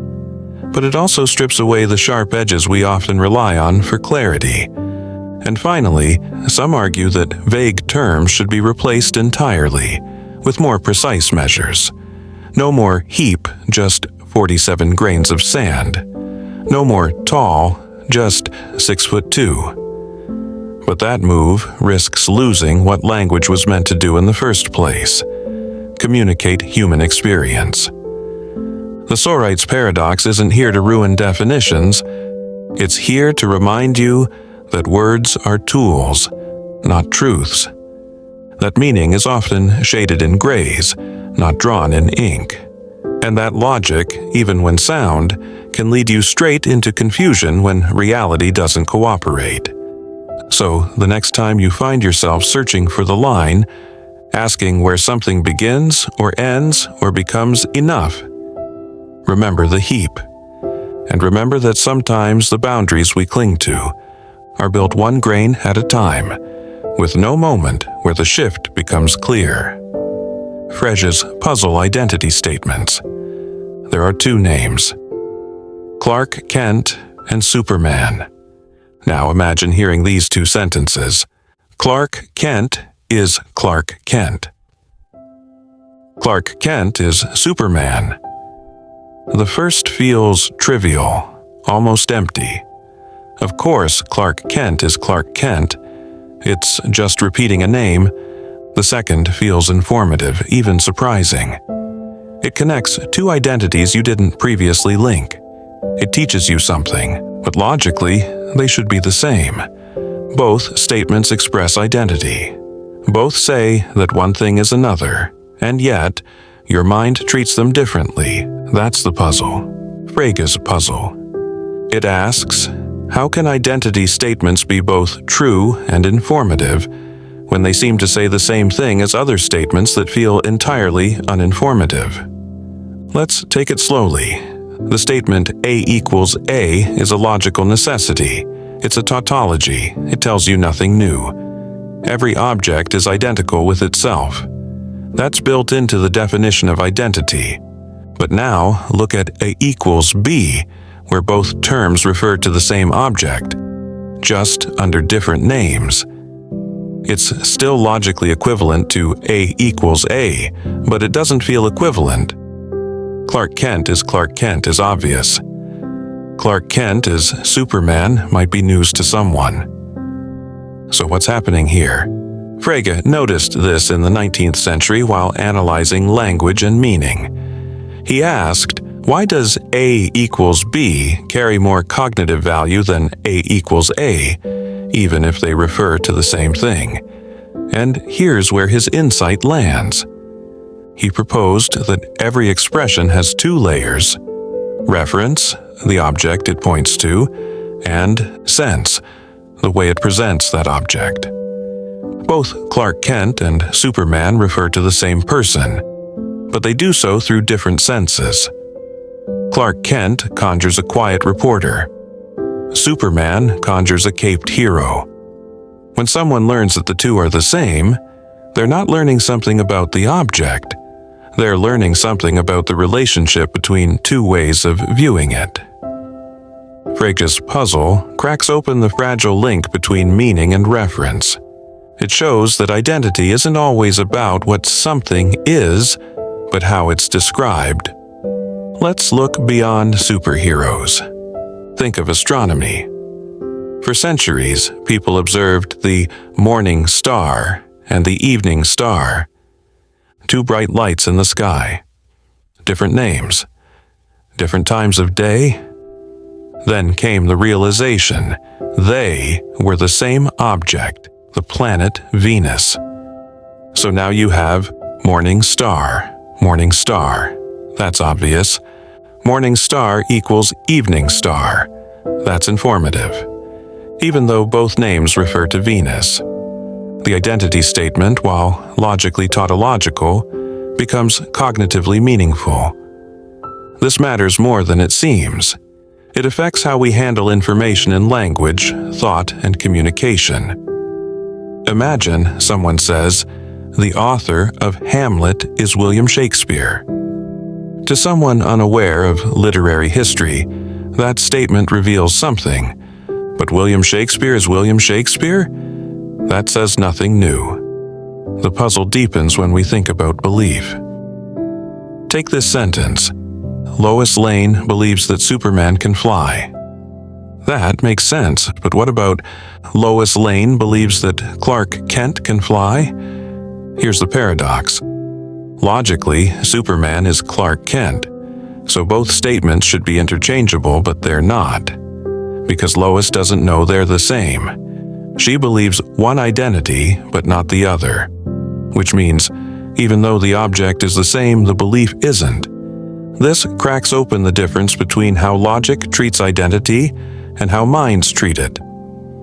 Logic says, if A equals B, then anything true of A is true of B.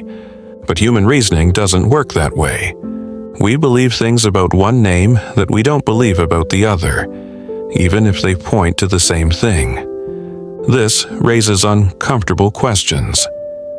How many of our thoughts are built on differences that don't actually exist? How often do we treat two descriptions as separate, when they're really just shadows of the same object? Frege's puzzle doesn't just live in language. It lives in perception, memory, and learning. Every time we discover that two ideas we've held separately are actually one, we relive the paradox. Not because the world changed, but because we saw it differently. And in that moment, we experience the illusion of new knowledge, when really it's just old knowledge rearranged. So, what does this mean? It means that informative identity is not about the objects in question. It's about the pathway of thought that connects them. And those pathways are shaped by names, stories, labels, by the sense wrapped around the reference. Frege's puzzle shows us that understanding isn't just about what we know. It's about how we arrive at knowing, and that two names, two sentences, can carry the same truth, but completely different experiences. The Twin Earth Thought Experiment. You're standing in your kitchen, pouring yourself a glass of water. You know what it is, you can feel it, you can test it. You can describe it down to its molecular structure, H2O. It quenches thirst, freezes at 0 degrees, and boils at 100. No ambiguity, no mystery. Now imagine this. Far across the galaxy, there exists another planet, virtually identical to Earth in every observable way. Same gravity, same plants, same oceans, same languages, same people, down to your exact double standing in a kitchen that looks just like yours. We'll call this place Twin Earth. Here's where it gets strange. On Twin Earth, that clear, cool substance that fills rivers and glasses and rain clouds looks just like water. It behaves like water. People call it water. They drink it, swim in it, wash with it. But chemically, it's not H2O. It's something else entirely. Let's call it XYZ. It's not poisonous. It's functionally identical. To the senses, it's indistinguishable. But it is not what you, on Earth, mean when you say water. Now, consider this. When you say water, you mean H2O. When your Twin Earth double says water, they mean XYZ. The words are the same, the experiences are the same, but the reference is different. This is the Twin Earth Thought Experiment, and it opens a deep question. What determines meaning? Is it internal, about what you think, feel, and understand? Or is it external, tied to what your words actually refer to in the world around you? Here's the twist. Your Earth self and your Twin Earth self are mentally identical. Same memories, same language, same reactions to the substance. If meaning lives only in the mind, then both of you mean the same thing when you say water. But they don't, because the stuff you refer to is not the same. So now the experiment has turned meaning outward. It says, to mean something is not just to think something. It is to be connected to something in the external world. This shakes the foundation of how we usually understand thought. We like to believe that meaning is self-contained, that when you think water, you have a complete picture in your head. But the Twin Earth scenario shows that your thoughts can be right or wrong, depending not on what's in your mind, but on what's out in the world. This changes how we understand reference. Imagine a child growing up on Earth, pointing to lakes and saying, water. They learn the term by example. They don't know what H2O is, but they use the word correctly, because the thing they're pointing to is chemically water. Now imagine a child on Twin Earth. Same learning process, same language, same pointing. But their word water refers to XYZ. The child doesn't know the chemical formula, but the meaning of their word is still determined by the stuff they're exposed to, not the internal image in their brain. This is the power of the Twin Earth experiment. It draws a line between two things we often treat as identical, concept and reference. What you think about a thing, and what the thing actually is. This matters far beyond science fiction planets. In medicine, two drugs might look the same, feel the same, but one is a placebo. In court, two suspects might share the same nickname, but only one committed the crime. In relationships, two people might use the same words, love, trust, commitment, but mean radically different things based on their past, their culture, their context. Twin Earth teaches us that meaning is not sealed inside your skull. It stretches outward, into the physical, social, and historical environment that gives your thoughts their shape. It tells us that thinking is not just about what's in your head, it's about how your head is connected to the world. And this raises another question. If meaning depends on external factors, can two people ever truly mean exactly the same thing? Can your water ever perfectly match mine? Can your idea of justice or freedom or truth be exactly what I mean when I say those words? Or are we always walking in parallel, close, but never fully aligned? The Twin Earth thought experiment doesn't answer that. It just leaves you in that unsettling space where certainty slips, and language becomes not a mirror, but a bridge, always reaching, never fully touching the other side. Burge's arthritis thought experiment. You're sitting in a doctor's office. You point to your wrist, wince slightly, and say, "I think my arthritis is acting up again." The doctor looks at you kindly but corrects you. Actually, arthritis only affects the joints. What you're feeling in your wrist isn't arthritis, it's tendinitis. You nod, accept the correction, and move on. But something deeper just happened. Something beneath the surface of that small exchange. Something that cracks open a fundamental paradox about thought, knowledge, and meaning. Because before that moment you believed something false. You believed arthritis could affect the wrist in that way, but you also meant something real when you said arthritis. You had a specific idea connected to pain, aging, inflammation, and yet you were wrong. This is Burge's arthritis thought experiment, and it begins with that tiny tension between what we believe and what the world allows us to mean. Let's zoom in. When you said arthritis, you were referring to a real medical condition, but your understanding of the term was mistaken. You believed the term referred to any pain in your wrist. The medical community defines it differently.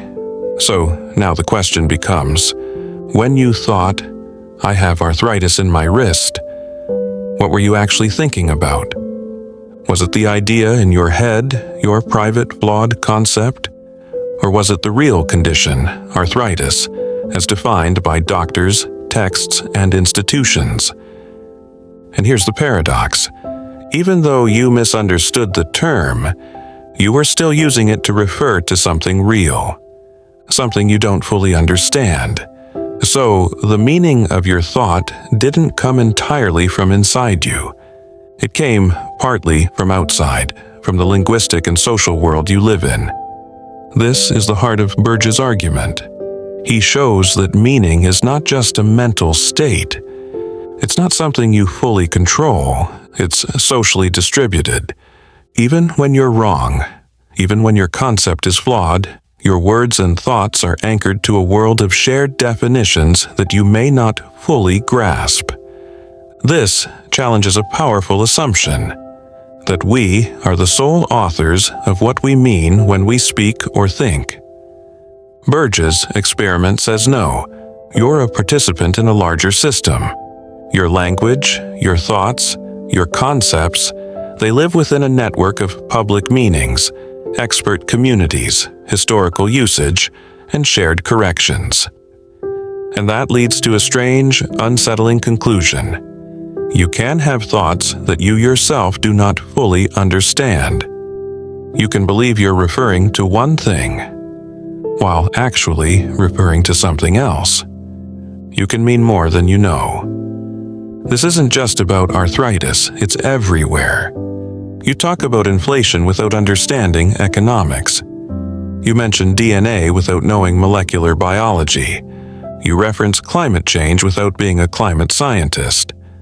And yet, your words carry meaning. They refer to real things, things defined far beyond your personal understanding. That's the paradox.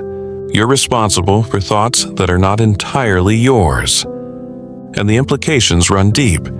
In communication, it means we constantly rely on external expertise to stabilize our thoughts. We speak confidently about things we don't fully grasp because we trust the systems around us to hold the meaning together. In education, it means students often use terms meaningfully before they understand them fully. The learning process involves borrowing meaning from others until it becomes your own. In law, it means defendants may claim they didn't understand what they were doing, but their actions can still fall within legal definitions they were unaware of. And in ethics, it raises hard questions. If you act based on a belief that's wrong, but tied to a socially accepted term, are you morally responsible? What if your misunderstanding leads to harm? Can you plead ignorance when your words still had real-world impact? Burge's arthritis thought experiment doesn't solve these questions. It simply reveals the structure we've been ignoring. That thought itself is not a private bubble. It's a public act, performed in a world where meaning is shared, even when knowledge isn't. So the next time you say something with confidence, remember that your words may carry more weight than you know, that your beliefs, however personal, are shaped by a world of definitions you did not write, and that sometimes the most honest thing you can say is the one you didn't fully understand. The color inversion problem. Picture a ripe tomato. Now picture the color red. Not the word, not the idea, the actual sensation, the visual experience of red. You know it immediately. You've seen it since childhood. You associate it with heat, urgency, warning, passion, blood. It's as familiar as your own name. But now, ask yourself a question you can't answer, not with evidence, not with logic, not with science. What if the red you see is the green someone else sees? This is the color inversion problem, and it cuts deep into the mystery of subjective experience. It asks, what if two people could use the same words, agree on every fact about color, and still be having completely different internal experiences? Let's step into it. You and I both look at a tree. We both point to the leaves and say, "That's green." We agree. We can match paint swatches. We can organize traffic lights. We can identify team jerseys. Functionally, we behave the same. But what if, inside my mind, that green experience, the raw, private sensation, is actually what you experience when you see red? We'd never know, because we've both learned to use the same word, green. We've both learned to associate it with grass, emeralds, go signals. But the qualia, the private mental feel of the experience, might be totally different. The paradox isn't that people might be confused, it's that they might be perfectly consistent and completely inverted. That is, their color experiences could be mirror images, flipped, but their behaviors would never reveal it. You say, the sky is blue, I agree. But if I'm seeing what you would call yellow, and always have, there's no contradiction.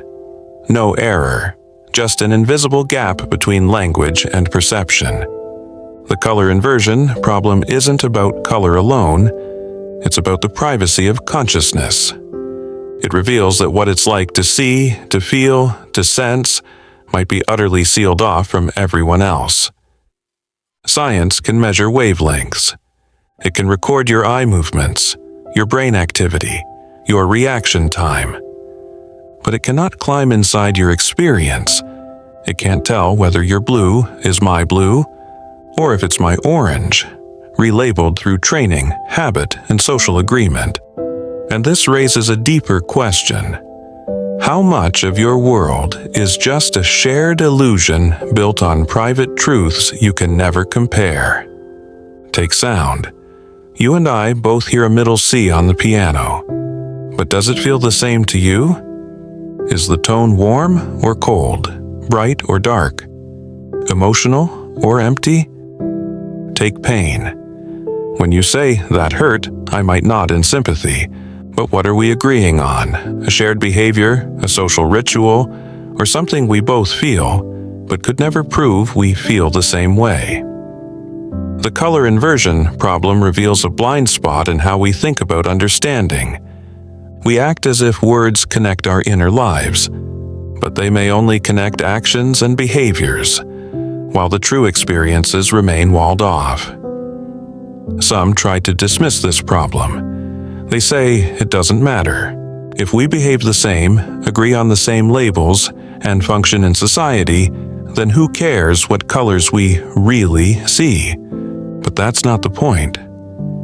The point is this: even in a world of perfect agreement, radical difference might be hiding underneath. Even in total harmony, there may be no true access to the felt world of another person. And that has implications far beyond color. It touches identity, emotion, memory, taste. When someone says, "This smells like childhood," you nod. But what does it smell like to them? What does their childhood smell like? You don't know, and you never will. Because the moment experience becomes subjective, it becomes unshareable. Not because we lack language, but because the rawness of experience isn't coded in vocabulary. It's embedded in consciousness itself. So the next time you glance at a stop sign, or a field of flowers, or the deep blue of twilight, ask yourself, is this red, or is it only red to me? And if that question leaves you with nothing but silence, that's the paradox doing its job. Not to answer, but to remind you how alone we are inside our own eyes. Mary's room, knowledge argument, advanced analysis. Mary has never seen color. Not because of a defect, but by design. She's a scientist, a brilliant one, raised in a perfectly controlled environment, a black and white room. Everything in it, walls, furniture, clothing, even the books and screens, is grayscale. And yet, in this monochrome world, she learns everything there is to know about color vision. She knows the physics, wavelengths, frequencies. She knows the biology, how cones in the retina respond to stimuli. She knows the neurology, how signals move from the eye to the brain. She knows what happens when someone sees red or blue or green, every fact, every equation, every mechanism. And then, one day, she leaves the room. She sees a red apple for the first time. And she stops. Because suddenly, for the first time in her life, she experiences red. Not as data, not as a diagram, but as a sensation, a qualia. That raw, subjective, what it's like. Now, ask yourself, did Mary learn something new? That is the knowledge argument. This is Mary's room. And it stands as one of the most profound and disturbing challenges to the idea that all knowledge is reducible to physical facts. Let's unravel what just happened. Before she left the room, Mary knew everything that science could tell her about color. She lacked no information, at least not in the traditional sense. But the moment she saw red, really saw it, she gained something that she never had before. An experience. So the paradox arises: if she already had all the physical knowledge, then how could there be anything left to learn? If physicalism, the view that everything about the mind can be explained by physical facts, is true, then Mary's experience should have added nothing new. But it does, and you feel it. That's what makes the knowledge argument so potent. It doesn't rely on complex logic. It asks you to notice something you already understand, that knowing about an experience isn't the same as having it. It's the difference between reading about heartbreak and actually losing someone. The difference between studying the taste of salt and placing it on your tongue. And no amount of science, however detailed, can simulate that leap. But let's go deeper. Some philosophers argue that Mary didn't learn a new fact, but simply gained a new ability. She gained the capacity to recognize red, or to remember it in a new way. According to this view, her knowledge didn't increase in content, it just changed form.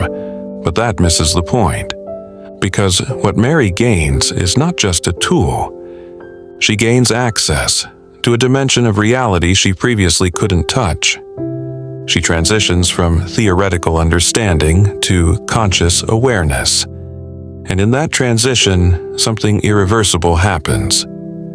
Now, think about what that means. It suggests that conscious experience contains more than information, that there is something non-physical, or at least non-reducible, in the act of awareness.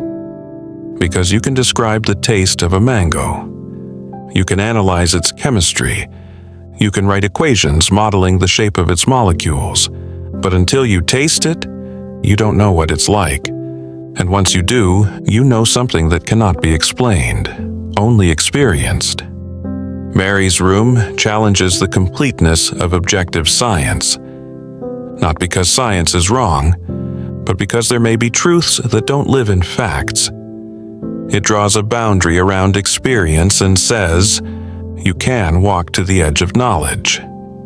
But you cannot step into consciousness from the outside, and this has consequences. For philosophy of mind, it suggests that subjective experience, qualia, is real, distinct, and possibly beyond physical analysis.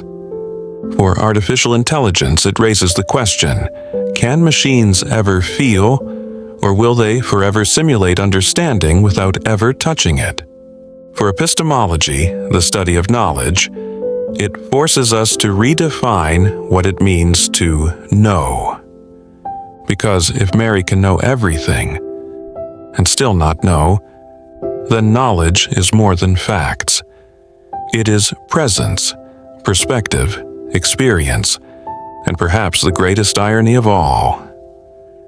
Is that the only person who truly understands this? Is the Mary who left the room. The Chinese room argument, recursive implications.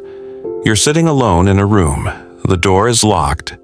There's a desk in front of you, stacks of paper on one side, a rule book on the other, and a slot in the door where messages slide in and out. The messages are covered in strange symbols. You don't understand them. They look like characters from the Chinese language, but you don't speak Chinese. Now, here's what you've been told. Whenever a message comes in, you must follow the instructions in the rule book exactly. If you see symbol A followed by symbol B, respond with symbol C. If symbol D appears at the end, write symbol E and send it back. You don't know what the symbols mean. You're just manipulating shapes on a page, one step at a time. After each message, you follow the book, send out a response, and wait. Now imagine this goes on for hours, then days. What you don't know is that the people outside the room speak fluent Chinese. They're reading your responses. To them, your answers are perfect, coherent, responsive, even thoughtful. As far as they're concerned, you understand Chinese. But you know the truth. You don't understand anything. You're just following instructions. This is the Chinese room argument, proposed by philosopher John Searle. And at first, it seems like a simple challenge to artificial intelligence. But look closer, and the implications begin to spiral. The argument targets a central idea in cognitive science and AI, that if a machine can behave as if it understands language, if it can pass a test like the Turing test, then it does understand, that it has a mind. But Searle says no. Just because a system produces convincing output doesn't mean it has consciousness, awareness, or understanding. Because inside the room, inside the system, there's no comprehension, no meaning, only syntax, no semantics. And here's the recursive part. You are the system. Your brain is made of parts. Neurons firing, chemicals flowing. Each neuron follows basic rules, like the symbols in the Chinese room. But where, in all that firing, does meaning appear? If every thought you have is just the result of neurons blindly following instructions, how are you any different from the person in the room? Searle's argument wasn't just aimed at computers. It was aimed at any theory that tries to reduce mind to pure symbol manipulation. So now the question deepens. If understanding can't be found in the rules, where is it? Maybe in the whole system. Maybe you, as a system, understand, even if none of your parts do. That's one counter-argument. The person doesn't understand, but the room as a whole does. But that leads to another recursive layer. If the whole room understands, but no part of the room does, then understanding becomes a ghost, an emergent property that arises from the structure but isn't found anywhere within it. So, what then is understanding? Where does it live? Is it an illusion? Is it a narrative your brain tells itself after the fact? Because if you follow the recursion far enough, you start to wonder whether you understand English any more than the person in the room understands Chinese. Are you just manipulating familiar symbols you learned as a child? Is your ability to talk, reason, respond just another case of following instructions written into your biology? This is the recursive trap of the Chinese room. It begins as an attack on machine intelligence, but it turns back on the human mind. If a machine that behaves intelligently isn't truly intelligent, then what about you? Are you more than your functions? Or are you just a room full of processes, responding, reacting, with no central place where you exist? The paradox doesn't end in despair. It ends in awareness. It shows you that understanding isn't something you can point to. It doesn't live in a rule book. It doesn't live in behavior. It lives where? That's the question. And every attempt to answer it leads you into another room, another system, another process pretending to be a person.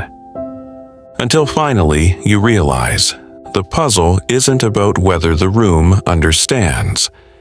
It's about whether you do, and whether the difference between understanding and simulating understanding is a line anyone can actually find. The indexical paradox. Look at the sentence, I am here now.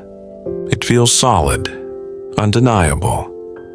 No matter who says it, where they are, or when they say it, it always sounds true. But now, look again. If I say, I am here now, it's true for me in this moment. If you say the exact same sentence in another room, 5 minutes later, it's true for you in your moment. Same words, same structure, but completely different meanings. That's the paradox of indexicals. Words like I, here, and now that seem simple but shift meaning based entirely on who's speaking, where they are, and when they say it. These aren't just vocabulary quirks. They are built-in pointers to reality. And once you try to pull them out of context, once you try to treat them as objective, stable truths, they start to fracture. This is the indexical paradox. It begins with a realization. Some truths are not about the world in general. They're truths from a perspective. Truths that only make sense when anchored to a specific viewpoint. Let's explore that. You open a diary from 50 years ago. It says, I am cold. You read it, understand it, but you don't feel the cold. You don't even know who I is unless you check the name. The sentence is intact. The language is fine. But the meaning, the indexical meaning, is gone. Because you're no longer the person. It's no longer now. And you're not here. That's what makes indexicals so strange. They cannot be replaced by fixed descriptions without losing their power. You can't substitute I with your name or now with a timestamp and fully preserve the meaning. The paradox deepens when you imagine knowing everything, but without knowing who you are. Suppose you wake up in a room with total knowledge. You know every fact about physics, biology, politics, geography. You know the layout of the room. You know someone named Evelyn is in it. But you don't know which person you are. You look at your hands, your clothes, the faces around you. But until you locate yourself in all that information, something is missing. There's a kind of knowledge that isn't about facts, it's about position. Indexical knowledge. Knowing I am Evelyn is different from knowing Evelyn exists. Knowing this is now is different from knowing the date. Knowing this is here is different from reading a map. These aren't facts you learn from books. They're epistemic anchors. They fix you into the world. And without them, your knowledge floats, untethered. This is where the paradox lands. Because in a system built entirely on objective truth, like science or formal logic, indexicals seem unnecessary. You can describe the position of every atom in the universe. You can list every event in order, but you still wouldn't know what time it is for you, or where you are in all that data. That's the riddle. How can something be true and yet inaccessible unless it's yours? Think about astronauts seeing Earth from orbit. They know where home is, but what does here mean now? Think about patients losing memory of their identity. They recognize a body, a location, but the word I, it flickers. Or think about artificial intelligence. A machine can access infinite data, but does it know who it is? Can it say I and mean it, not just grammatically but existentially? The indexical paradox draws a boundary around what we can know only from within. It tells us there's a kind of truth that can't be passed around, a truth that resists being shared or recorded, because it exists only when lived. And this opens a haunting implication, maybe some of the most important things we know, about self, time, location, awareness, are truths no one else can carry for us. You can know my story, but not what it feels like to be the one telling it. You can know the time of an event, but not what it means to be living it. You can know where I am, but not what here feels like from my eyes. So the next time you say, I am here now, don't rush past it, because what you're really saying is something no one else can say for you. Something that will be gone the moment it's spoken, replaced by the next now, the next here, the next I. That's not a limitation, that's the fingerprint of consciousness. And that's where the paradox lives. Error theory in perception. You walk into your kitchen and see a ripe banana on the counter. You think, that banana is yellow. You don't hesitate. You don't analyze it. You just know. Your eyes take in the color. Your brain labels it. The world responds. But now, step back and ask, is the banana really yellow? Or is something else happening? Something deeper, more deceptive?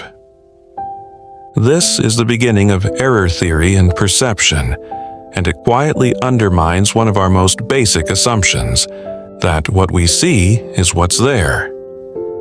Because the theory suggests something unsettling, that most of what we perceive, color, sound, taste, smell, even solidity, isn't a direct encounter with the world, it's a construction. And in many cases, it's a mistake. Let's take color. What does it mean to say something is yellow? We think it's a property of the object itself, that yellowness lives in the skin of the banana. But it doesn't. What lives there is a surface that reflects certain wavelengths of light. Those wavelengths hit your retina. Your brain processes the signal and produces a color experience. But the yellow isn't out there. It's in here, in you. Different animals see different colors. Some creatures see ultraviolet light that we can't. Others lack color vision entirely. If the banana appears yellow to you but not to a dog, then what is the true color? Error theory says there is none. Color is a projection, a model. It's not a property of the world. It's a feature of your perception. Now extend this to sound. A tree falls in the forest. No one is around. Does it make a sound? Physics says pressure waves ripple through the air. But sound, as you experience it, vibrations, pitch, tone, is a mental creation. No ears, no brain, no sound. Just moving air. Same with taste, same with smell. You taste sugar as sweet, but that sweetness doesn't live in the molecule. It lives in the response your brain builds in reaction to that molecule. And now comes the paradox. If perception is filled with features that aren't really out there, then most of what we experience is error. Or at least, not truth in the way we think. You perceive solidity, but atoms are mostly empty space.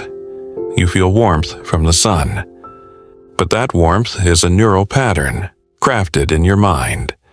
The sun isn't warm. It's emitting radiation your body turns into sensation. So what does it mean to know the world? If everything you experience is already filtered, translated and reassembled. Error theory in perception doesn't say perception is useless. It says perception is a model, a working interface between you and an unknowable reality. Like a smartphone screen, you see icons, bright colors, simple buttons. But behind it all are circuits, voltage, binary operations. The interface hides the complexity, so you can act without needing to understand. Your senses work the same way. They give you a simplified, usable version of the world. Not the truth, just what you need to survive. You don't see molecules, you see banana. You don't feel atomic vibrations, you feel hot stove. And in that compression of complexity, you gain function, but you lose accuracy. And this opens up a difficult question. If most of what you perceive is distorted or constructed, can you ever really say what reality is? Not what it feels like, not how it appears, but what it is. Error theory says, maybe not. Maybe you were never meant to. Maybe truth was never the goal. Maybe survival, simplicity and speed are what your brain was optimized for. Not reality, just usability. And that realization leads to a quiet shift. You stop trusting your senses as windows. You start seeing them as tools, not mirrors of the world, but levers for getting around in it. And when you look at perception this way, you realize the world you live in. The one you wake up to, move through, name, label, touch, may be nothing like the world that actually exists, and yet, it's the only world you'll ever know. That's the paradox, that truth might be out there, but everything you use to reach it was designed not to reveal it, but to hide it behind something useful. The paradox of conceptual relativity. You're holding a rock in your hand, solid, rough, cool to the touch. You weigh it. You measure its volume. You note its atomic composition, silicon, oxygen, a bit of iron. Now, ask yourself, how many objects are you holding? One? Well, sure, it's a rock, a singular thing. But what if we look at it another way? What if someone else says you're holding billions of subatomic particles loosely organized in a temporary structure? Or someone else says you're holding layers, the core, the crust, the surface flakes, or that it's really two rocks, one embedded in the other. Or that it's not a rock at all, but a process, a moment in the erosion of something larger, shaped by history, destined to fragment. So who's right? This is the paradox of conceptual relativity.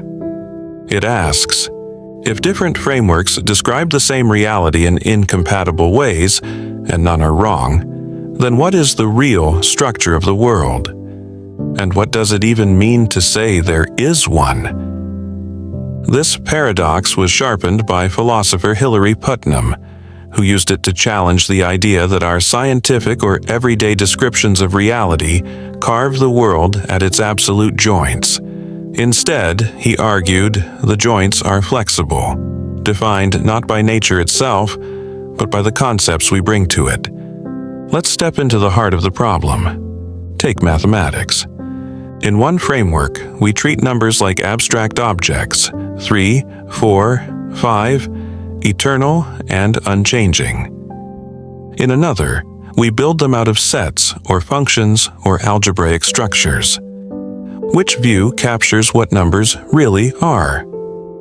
Take physics. Are particles fundamental, or fields or strings? Different models, equally predictive, yet ontologically incompatible. Now zoom out. You look at a desk. One person describes it as a piece of furniture. Another sees it as compressed cellulose. Another sees it as a market commodity. Another as a temporary arrangement of atoms governed by quantum statistics. Is one of them seeing reality, and the rest just using metaphors? Or are all of them correct within their own frameworks? Conceptual relativity tells us this. Truth is not always about the object. Sometimes it's about the lens. You don't just observe the world, you classify it, you divide it.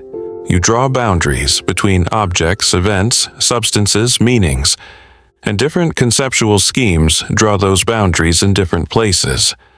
But if two schemes describe the same situation in ways that can't be reconciled, how do you decide which is real? Here's where the paradox sharpens. Let's say one conceptual scheme counts 2 objects in front of you and another counts 3. If both schemes are internally coherent and both explain all observations, then the number of objects in the world becomes a relative fact. Not because reality changed, but because the structure of thought did. This isn't about illusion. It's about the dependence of ontology on language, on how we carve up experience into concepts, categories, and descriptions. And now you're forced to ask, is there one true way to describe the world, or is truth always filtered through a conceptual framework? Think about time. In physics, time may be treated as a dimension. In human experience, it's a flow. In some cultures, it moves forward. In others, it circles. Are some of these false? Or are they all different cuts through a reality too vast to be named one way? The paradox of conceptual relativity doesn't just affect science or philosophy. It reaches into law, politics, medicine, identity. What counts as a person? A fetus? A corporation? An AI? Different frameworks give different answers. What counts as health? One culture says strength, another says balance, another says energy. The same body may be judged differently based on how you define wellness. And here's the twist. The frameworks are not just external. You carry them, your beliefs, your metaphors, your background. They shape not only how you talk, but what you see. And once you've internalized a framework, it becomes invisible. You no longer think of it as a lens. You think of it as reality. That's the danger. Because the moment you forget that your concepts are constructed, you begin to mistake them for universal truths. But the paradox gently reminds you, there are other ways to slice the world, other maps, other metaphysics, and none may have the final word, So the next time someone sees the world differently, not just in opinion, but in the way they organize reality itself, pause before calling them wrong, because maybe they're not seeing a different world. Maybe they're just using a different light. Tarski's undefinability theorem. Truth should be simple. At least that's what we tell ourselves. You make a statement, it's either true or it's false. The sun is hot. Ice melts in heat. 2 + 2 = 4. These aren't mysteries, they're facts, obvious. Director. But what if you tried to define truth itself in the language of truth? What if a system tried to say, this sentence is true from inside its own rules? That's when things start to fracture. Because deep in the foundations of logic and mathematics, a barrier was discovered. One that says, a system cannot consistently define its own truth without contradiction. This is Tarski's undefinability theorem, and it stands like a wall at the edge of formal systems, declaring that no matter how precise, how elegant, or how powerful a system is, it cannot contain a full definition of truth within itself. Let's walk into the problem slowly. Suppose you build a formal language. It's strict, clear. Rules for grammar, rules for logic, rules for proof. You want it to describe the world and itself. You want to be able to say, from within the language, this sentence is true, and mean it without ambiguity. But the moment you try to do that, something strange happens. Consider the liar paradox again, only now within your formal language. You write, this sentence is not true. If it's true, then it's false. If it's false, then it's true. That contradiction doesn't just live in language. It lives in self-reference.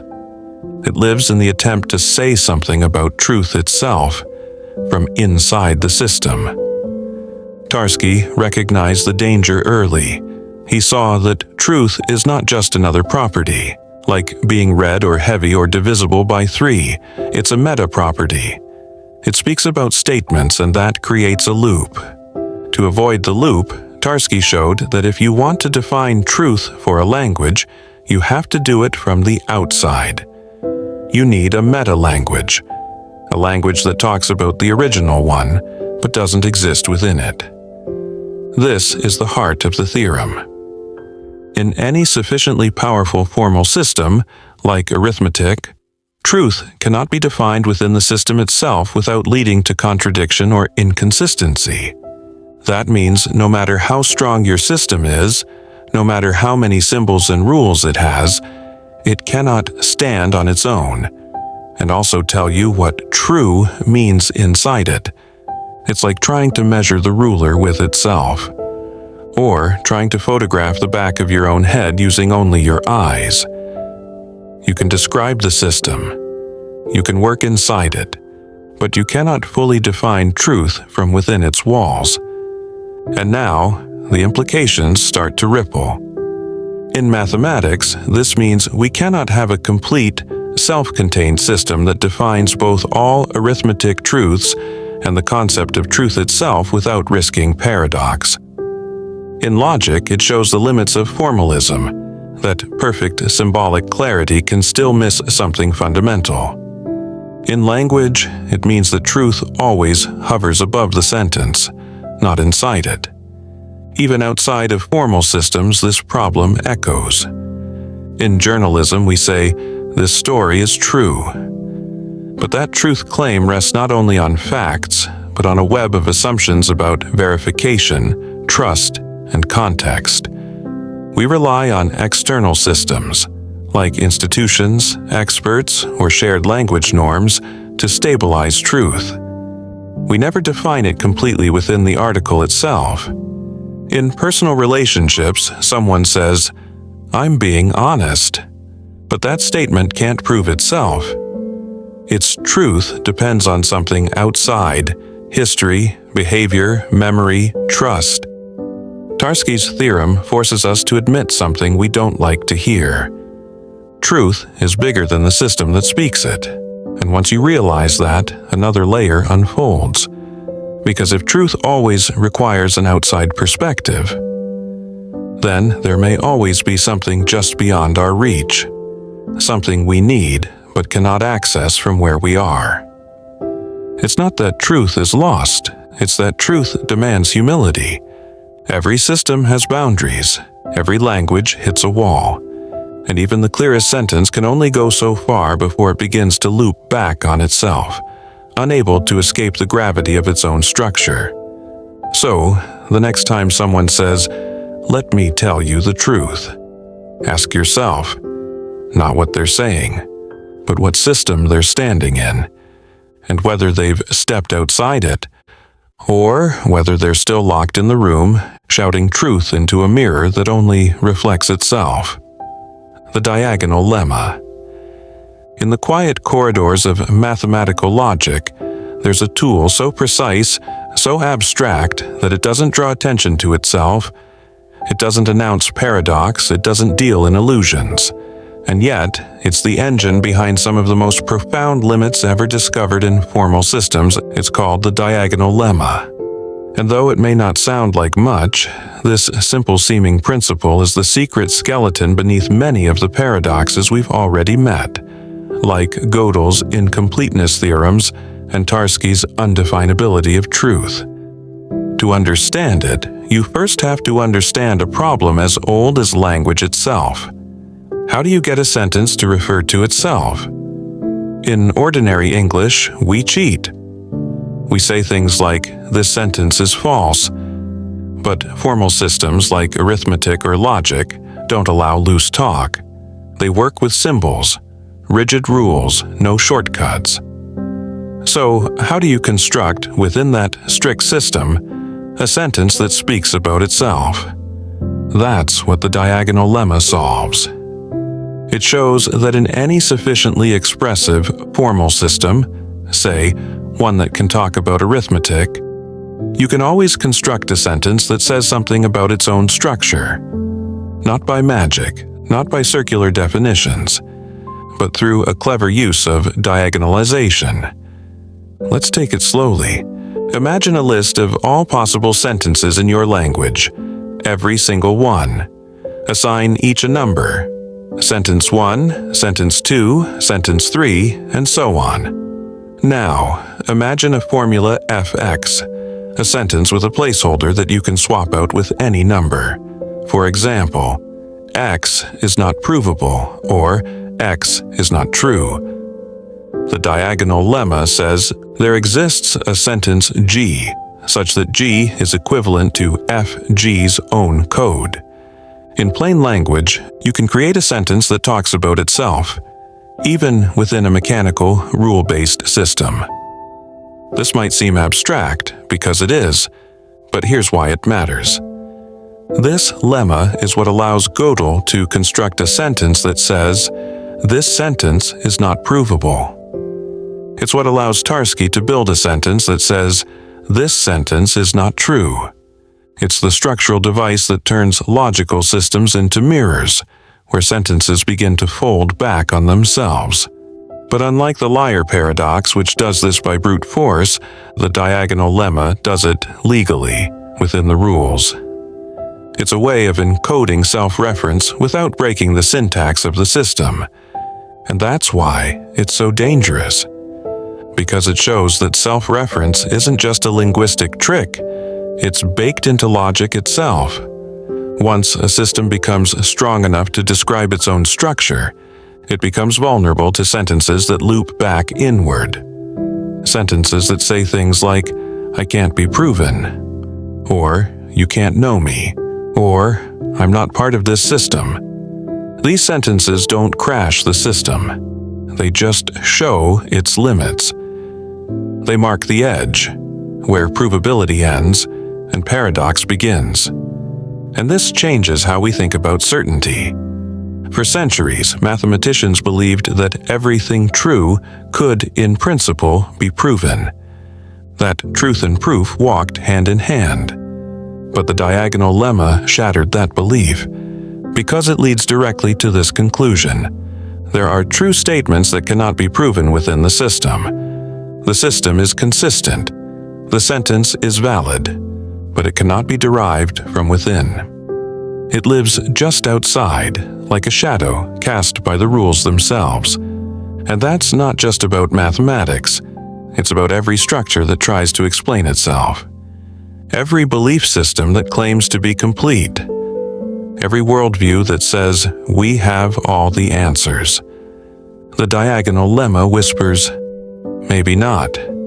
Maybe your answers break down the moment you try to answer everything. It's a humbling realization, because it means the very act of building a logical system, of trying to capture reality in symbols, creates the conditions for its own incompleteness. That's not failure. That's the price of structure.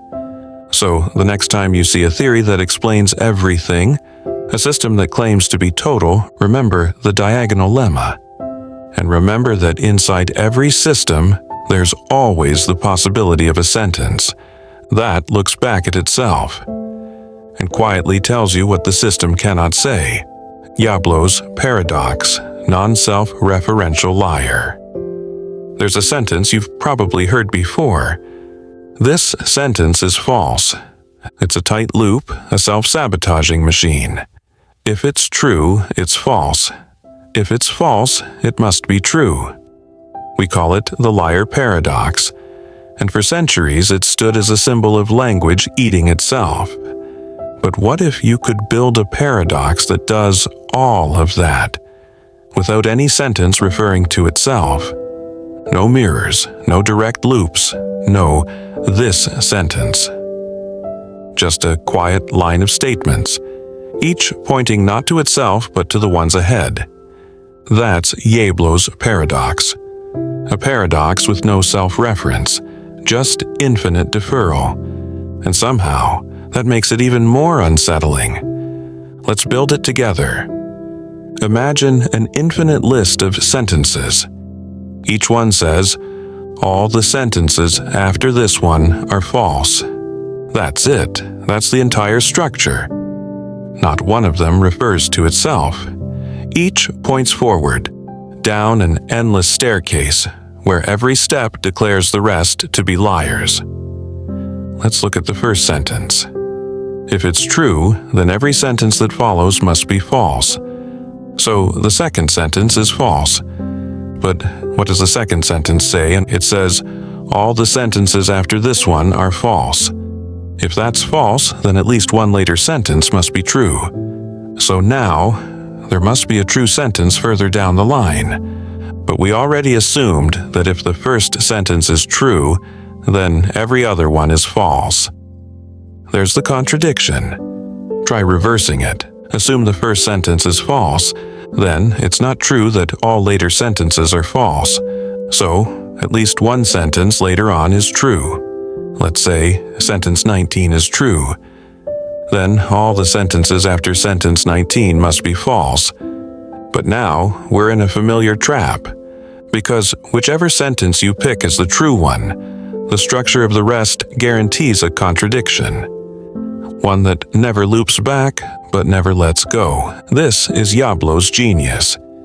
He removes the usual trigger, self-reference, and still constructs a paradox that behaves like the liar. Instead of, this sentence is false, he creates an endless cascade of blame, a chain of denial that collapses under its own logic. The result? A paradox that's structurally infinite, but logically immediate. It doesn't require a cycle. It doesn't require reflection. It just requires the idea that every statement's truth depends on the falsehood of the next, and yet, none of them can consistently be either true or false. Now, here's where things start to crack open. Diablo's paradox wasn't just a clever twist on the liar. It was a challenge to a deeper assumption. That paradox requires self-reference. For decades, logicians believed that circularity was the root of contradiction. That if you avoid direct self-reference, you avoid paradox. Yablo proved otherwise. He showed that dependence, not just self-reference, is enough to destabilize truth. And that has massive implications. It means paradox can emerge. Not from one thing talking about itself, but from a network of things, talking about each other in the wrong way. And suddenly you realize this structure isn't just linguistic, it's social. Think of gossip. Sentence 1, everyone after me is lying. Sentence 2, everyone after me is lying. And so on. Who do you believe? Or think of doubt. You start to question your next thought, then the one after, then the one after that. None of them lie directly. But the endless doubt cancels any stable truth. Yablo's paradox whispers something deeper. That truth can fail not by contradiction, but by infinite deferment, by each part depending on the falsity of the next, by a chain of trust collapsing. Not because of a loop, but because it has no solid ground to stand on. It's like a bridge built of dominoes. Each one rests on the next, none strong enough to carry the structure. And now the metaphor stretches. Because maybe our reasoning isn't built on firm ground. Maybe our beliefs, our worldviews, are strings of dependent assumptions, each justified by the one that follows. Each one saying, I'm only true because the next one is false, but the end never comes. That's the paradox. Not that logic loops, but that it runs forward forever, without ever finding a place to land. The barber paradox. Logical set formation. In a small village, there lives a barber. He's tidy, punctual, and his business follows a single, clear rule. The barber shaves all and only those men in the village who do not shave themselves. Simple, right? Everyone knows where they stand. If you're the kind of man who doesn't shave himself, the barber handles it. If you do your own shaving, the barber leaves you alone. But then the question lands. Quiet, sharp, and completely destructive. Does the barber shave himself? Think about it. If the barber shaves himself, then, by definition, he must not shave himself, because he only shaves those who do not shave themselves. But if he doesn't shave himself, then he must, because that's exactly who he's supposed to shave. Either way, contradiction. This is the barber paradox, first introduced by Bertrand Russell as a playful but dangerous illustration of a deeper inconsistency hiding inside certain systems of logic and set theory. What looks like a quirky word problem is actually a glimpse into the limits of our ability to organize the world through rules. Let's step back. Mathematicians once believed that sets, collections of objects, could be defined freely. A set of numbers, a set of chairs, a set of things that don't include themselves. But then Russell noticed something odd. What about the set of all sets that do not contain themselves? If that set contains itself, then by definition, it shouldn't. And if it doesn't contain itself, then it must, because it belongs to the category of things that don't contain themselves. Sound familiar? It's the barber again, just in disguise. This isn't about shaving, it's about self-reference and logical inconsistency inside set definitions. You build a rule. Then the rule turns back on itself and explodes. That's what the barber paradox reveals, that not all rules produce order. Some rules, when applied to themselves, create contradiction. You can feel the tension even in ordinary examples. Take the list of all lists that do not list themselves, or the index of books that don't index themselves. Try to write them. Try to include or exclude them. And you're trapped, because the definition breaks itself the moment you apply it to itself. This forced mathematicians to rethink the foundations of logic. Set theory had to be rebuilt, slowly, carefully, using type theory and restricted comprehension axioms. Because the naive idea that any definable collection forms a set no longer worked. The Barber paradox killed it.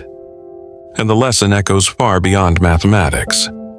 We often build systems of categories, legal, social, technological, assuming we can clearly define inclusion and exclusion. But what happens when the boundary includes itself? Or when the category cannot be placed within itself without collapsing? Think of censorship boards reviewing films about censorship. Think of AI systems evaluating whether AI systems can be trusted. Think of regulatory agencies monitoring themselves.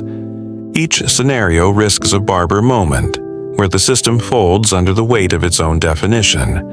And there's something even deeper. The paradox shows that self-reference, while powerful, is inherently unstable. It tempts us with clarity. Define the rule. Apply the rule. Let it sort the world. But self-reference introduces a leak, a place where the rule turns inward and logic implodes. The Barber paradox doesn't just illustrate this, it embodies it. A sentence pretending to describe behavior while quietly destroying its own foundation. So how do we live with this? Mathematicians responded by building hierarchies, distinguishing between objects and meta-objects, between people and barbers, between sets and sets of sets. The idea is simple. Don't let the thing define itself. Keep each level separate. Prevent loops from forming. But the cost is complexity. You trade the elegance of simplicity for the safety of structure. Because once the system reflects back on itself, you're in the barber's chair, and no one knows who's holding the razor. The Berry paradox, the smallest unnameable number. There's a sentence that reads like a riddle. The smallest positive integer not nameable in under 15 words. At first, it sounds clever, maybe even poetic, but keep looking. Because buried inside that sentence is a contradiction that breaks more than language. It breaks the idea that you can draw a clean line between meaning and expression, between what you can describe and what must remain out of reach. This is the Berry paradox. It's deceptively simple, like a child asking a question that no philosopher can answer. Let's slow it down. Suppose you list every phrase in English with 15 words or fewer. It's a long list, but it's finite. There are only so many combinations of words that short. Now, among all the positive integers that aren't mentioned anywhere in that list, there must be a smallest one, right? And once you identify it, you say, the smallest positive integer not nameable in under 15 words.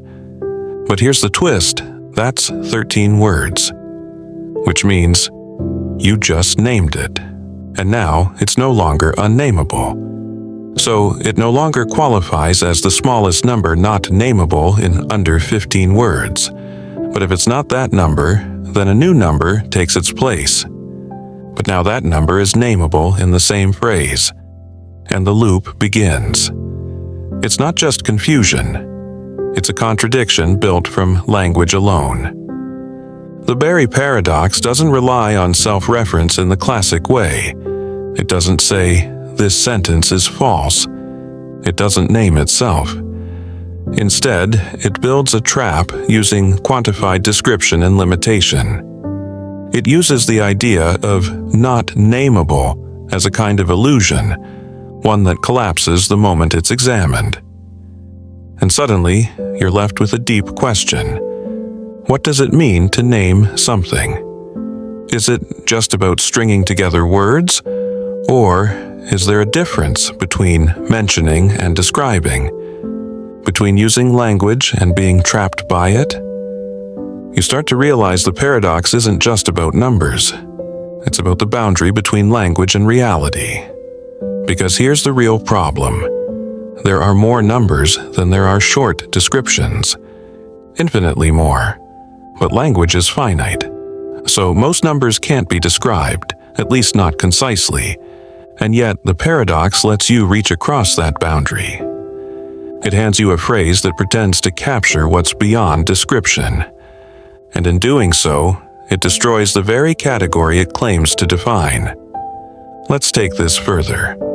In computer science, this has echoes in Kolmogorov complexity, the length of the shortest program that can produce a given number. Most numbers, statistically, have no short description. They can't be compressed, they don't follow patterns, but you can still try to point to them with phrases like, the first number that can't be compressed in less than X bytes, which is a short description. So now you've compressed the uncompressible, and you're back in the paradox.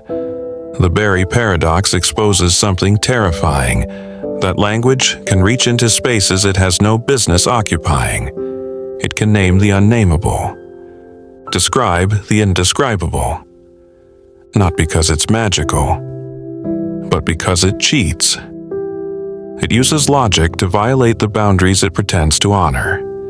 It points to things that shouldn't be accessible, and in doing so, breaks itself. And here's where the illusion lives. You trust that definitions are safe, that if you add enough conditions, enough constraints, you'll avoid contradiction. But some phrases act like mirrors. They reflect meaning in ways that bounce back endlessly. They don't just describe, they destabilize. So, what can we learn? That naming isn't as clean as we think. That limits are easier to state than enforce. And that even a phrase with just 13 ordinary words can open a door into contradiction that no system of logic can shut. Because in the end, the smallest positive integer not nameable in under 15 words doesn't just fail to exist. It fails to stay outside the thing it tries to define. And once again, language reveals not truth, but the soft edges of meaning, where certainty slips into paradox. Richard's paradox: real numbers and definitions. At first glance, the world of numbers seems clean, endless but orderly. You can count them, map them, put them on lines. You can define them through equations, decimals, square roots, or algorithms. And then, with one paradox, that illusion collapses. This is Richard's paradox, a contradiction so deep it tears through the very idea of defining numbers. It begins not with mystery, but with precision. Careful language, formal definitions, and the belief that mathematics can describe everything with enough rigor. Let's step into it. Suppose you write down every definable real number in English. Not all real numbers, just the ones that can be clearly described. For example, the square root of 2, pi, the smallest positive number not nameable in under 10 words. Each of these can be captured in a finite English phrase. Some definitions are long, some are elegant, but they're all finite strings of words. And here's the key idea. There are only countably many finite English phrases. That is, you can list them. First, second, third, and so on. Even if the list is infinite, it's still innumerable, like the natural numbers. But the real numbers? They're uncountable. There are infinitely many of them, so many, in fact, that they cannot be listed, even with infinite time. Most real numbers, by far, are undefinable. No word, no phrase, no formula will ever touch them. They exist in the math, but not in our language. Now the paradox. Once you've listed all definable real numbers using finite English phrases, imagine the following definition. The smallest real number not definable in fewer than 20 words. It sounds valid, it's precise, but count the words, it's under 20. So now, You've just defined the undefinable, and the number you're referring to shouldn't be on the list. But it is, because you just defined it. And like the Berry paradox, the contradiction is instant. If the number is not definable in fewer than 20 words, and yet you just defined it in fewer than 20 words, then the sentence defeats itself. It violates its own claim simply by existing. This is Richard's paradox, a contradiction built from trying to classify what can and cannot be described. It uses language to reach past the boundary of language, and then implodes the moment it succeeds. So what's really going wrong? It's not just a clever linguistic twist. The paradox cuts into the relationship between language and math. You start with the assumption that numbers can be described, that every definition is safe. But then you realize that definitions are objects, things that can be counted, analyzed, indexed. And once you do that, you can define a number by referring to the whole system of definitions. And now, you've created a meta-definition, one that sits outside the system and tries to summarize it. That's the trap, because in doing so, you've broken the wall between language and reference. The very moment you try to define something in terms of what cannot be defined, you get a paradox. It's the same logic that drives Gödel's incompleteness theorem, the same structure behind Tarski's truth theorem. And it all comes from one idea. You can't step outside the system while staying inside the system. Now, think about what this means. It means that no matter how powerful our language becomes, there are numbers we'll never name, never reach, never distinguish. Not because they don't exist, but because they live beyond description. It means most of mathematics is a vast landscape of indescribables, a world we can't access, not even in principle. And yet, we point at that world, we talk about it. We say, the number that cannot be defined in fewer than 20 words. And for a brief moment it feels like we've caught it. But that moment is the paradox, because the very act of catching it proves that we haven't. So we return to the question, what is a definition? Is it a name, a rule, a limit, or is it a mirror, reflecting back a part of the infinite, but never able to hold it? Richard's paradox doesn't destroy math, but it reminds us that math, like language, lives at the edge of contradiction, and that sometimes what breaks the system is not chaos, but perfect clarity that should never have existed in the first place. The Grelling-Nelson paradox. Heterological words. Let's talk about words, not what they mean, but what they are. Take the word short, it's short. Take the word monosyllabic. It has one syllable. Take English. It's an English word. These are words that describe themselves. Now, take long. It isn't long. Take unpronounceable. You just pronounced it. Take German. It's not a German word. These are words that do not describe themselves, and that's where the paradox begins. Welcome to the Grelling-Nelson paradox, a contradiction hiding not in numbers or logic, but in language describing language. Let's set it up clearly. We're going to divide adjectives into two categories: autological, adjectives that describe themselves; heterological, adjectives that do not describe themselves. So short is autological. Long is heterological. Polysyllabic is heterological. Wordy is autological. You get the idea. Now comes the question, is the word heterological itself heterological? This is where everything comes undone. Let's suppose it is heterological. That means it does not describe itself. But heterological means not describing itself. So if it doesn't describe itself, then it does describe itself. contradiction. Now, suppose it is not heterological. That means it does describe itself, but describing itself would mean it falls into the heterological group, so it must be heterological. Another contradiction. Whether you classify it as heterological or not, you end up with a loop. The definition turns inward, and the system eats itself. It's the liar paradox again, but instead of "this sentence is false," it's "this word doesn't describe itself." It seems harmless. It's just a classification. But the moment you apply it to itself, you're trapped. And here's why this matters.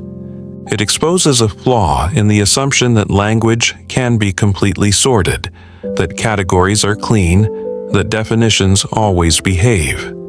But they don't. Because words aren't just tools, they're objects.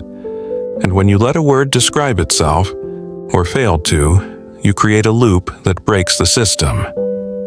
The Grelling-Nelson paradox doesn't need exotic math. It doesn't need infinity. It just needs adjectives. And it still generates a contradiction no formal rule can resolve. Now, think about this. If you were trying to program a machine to understand English, to sort words into autological and heterological categories, how would it handle the word heterological? It wouldn't. It would freeze. Because you can't assign a stable truth value to the classification. It toggles endlessly. True implies false. False implies true. So what's the escape? One way out is to say that self-reference is the problem. That you can only assign categories from the outside, never from within. That the moment a classification tries to evaluate itself, the rules collapse. This idea appears everywhere in logic and mathematics. You need levels. A word about words must sit above them. A system about systems must exist separately. But even this doesn't fully protect you. Because language is fluid, and self-reference sneaks in through ordinary speech. The paradox isn't just academic. It reflects something deep about the flexibility and fragility of meaning. It shows that the desire to categorize everything, to draw boundaries, sort, and label, runs into problems when the thing doing the sorting becomes the thing being sorted. And suddenly you realize the paradox is not just about a word. It's about the human mind. We want clarity, but we live in systems that refer back to themselves. Language, identity, thought. We describe ourselves, we define ourselves, and yet sometimes those definitions double back and leave us not with answers, but with the sharp edge of contradiction. So the next time you pick up a word and try to place it into a clean box, remember heterological. And ask yourself, is the box holding the word, or is the word holding the box? Kaplan's paradox. Think about a logic so advanced, so powerful, it can describe not only the world, but also the context in which descriptions are made. It can talk about who is speaking, where they are, and when they're saying it. It's not just abstract truth, it's situated truth. It knows that "I am here now" doesn't just mean something, it means something different depending on who says it and when. This is the domain of context-sensitive logic, the foundation of what philosopher David Kaplan called direct reference theory, where indexicals like "I," "here," and "now" carry their meaning from the context of the speaker. But Kaplan found a problem. A quiet crack in the foundation. A paradox that emerges not from contradiction, but from trying to express something unspeakable inside the very language designed to express anything. This is Kaplan's paradox, and it begins when language tries to speak about its own expressive limits. Let's walk into it. Kaplan's system was built to give formal meaning to context-sensitive sentences. Things like, "I am hungry. Now is the time." This sentence is being spoken here. The system handles these beautifully. Each indexical draws its reference from a context, an invisible layer that includes a speaker, a time, a location, and a world. Each utterance plugs into this context and produces meaning. But then comes the paradox. Kaplan asks, can a sentence within this system truly express that it cannot be expressed within the system? Can the system refer to a statement like, this sentence cannot be expressed in any context? It seems harmless. But try to build such a sentence using the rules of the system. If you succeed, if the sentence can be expressed, then it's false. But if it's true, then it cannot be expressed in the system. So either it exists and lies, or it doesn't exist but tells the truth. You're back in paradox. It's like trying to draw a map that shows all maps that don't include themselves, or writing a sentence that declares, this sentence cannot be said. Kaplan's paradox is subtle. It's not flashy like the liar paradox. It doesn't shout contradiction. It whispers contradiction through the back door of expressibility. And what it reveals is unnerving. That even systems designed to account for context, for reference, for situated meaning, can't fully contain the idea of uncontainability. This isn't just about logic, it's about every attempt to describe the edges of understanding, to say, here is what cannot be said. But the moment you succeed in saying it, you prove yourself wrong. You collapse the boundary you were trying to preserve. Kaplan's insight was that language is built to be complete. Can't speak about the limits of their own expressiveness without falling into paradox, and now the implications ripple outward. Think about human thought. We often try to articulate what feels beyond language.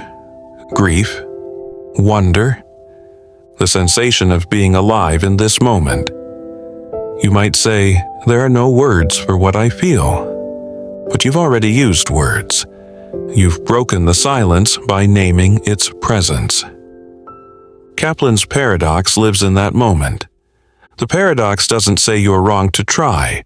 It says that certain kinds of truths only remain true so long as they remain unspoken. Once you bring them into language, into a system, you risk undoing the very boundary you were trying to mark. This also cuts into the core of formal systems, like mathematics, programming languages, and artificial intelligence. We build systems that describe themselves, regulate themselves, evaluate themselves. But every attempt to describe the limit of the system from inside the system starts to shake. Kaplan's paradox tells us that there is always something just beyond the edge of expression, a shadow truth, a silence that cannot be phrased without collapsing. And sometimes what makes a system coherent is not what it can say, but what it cannot. So the next time you feel the urge to say, this cannot be said, pause. You may be right, but the moment you say it, you're wrong. And in that quiet collapse, you're not broken. You've just found the boundary. Zeno's dichotomy, extended. You stand at one end of a hallway. Your destination is the far wall, just a few steps away. You take a step, covering half the distance, then another, half the remaining space, then again, half of what's left, and again, and again. Each step moves you closer, but never quite gets you there. There's always half left to go. So the question rises, calm and unshakable. How do you ever arrive? This is Zeno's dichotomy paradox, one of the oldest and most haunting challenges in the history of logic. It doesn't come from quantum physics or advanced mathematics. It comes from walking, from moving through space, from the very idea that continuous motion is even possible. But here's what makes this chapter different. We're not just revisiting Zeno's original paradox. We're extending it. We're asking, what happens when infinite division isn't just about space, but about time, action, thought, and structure? What if every process, physical, mental, or logical, contains its own Zeno trap? Let's start where Zeno did.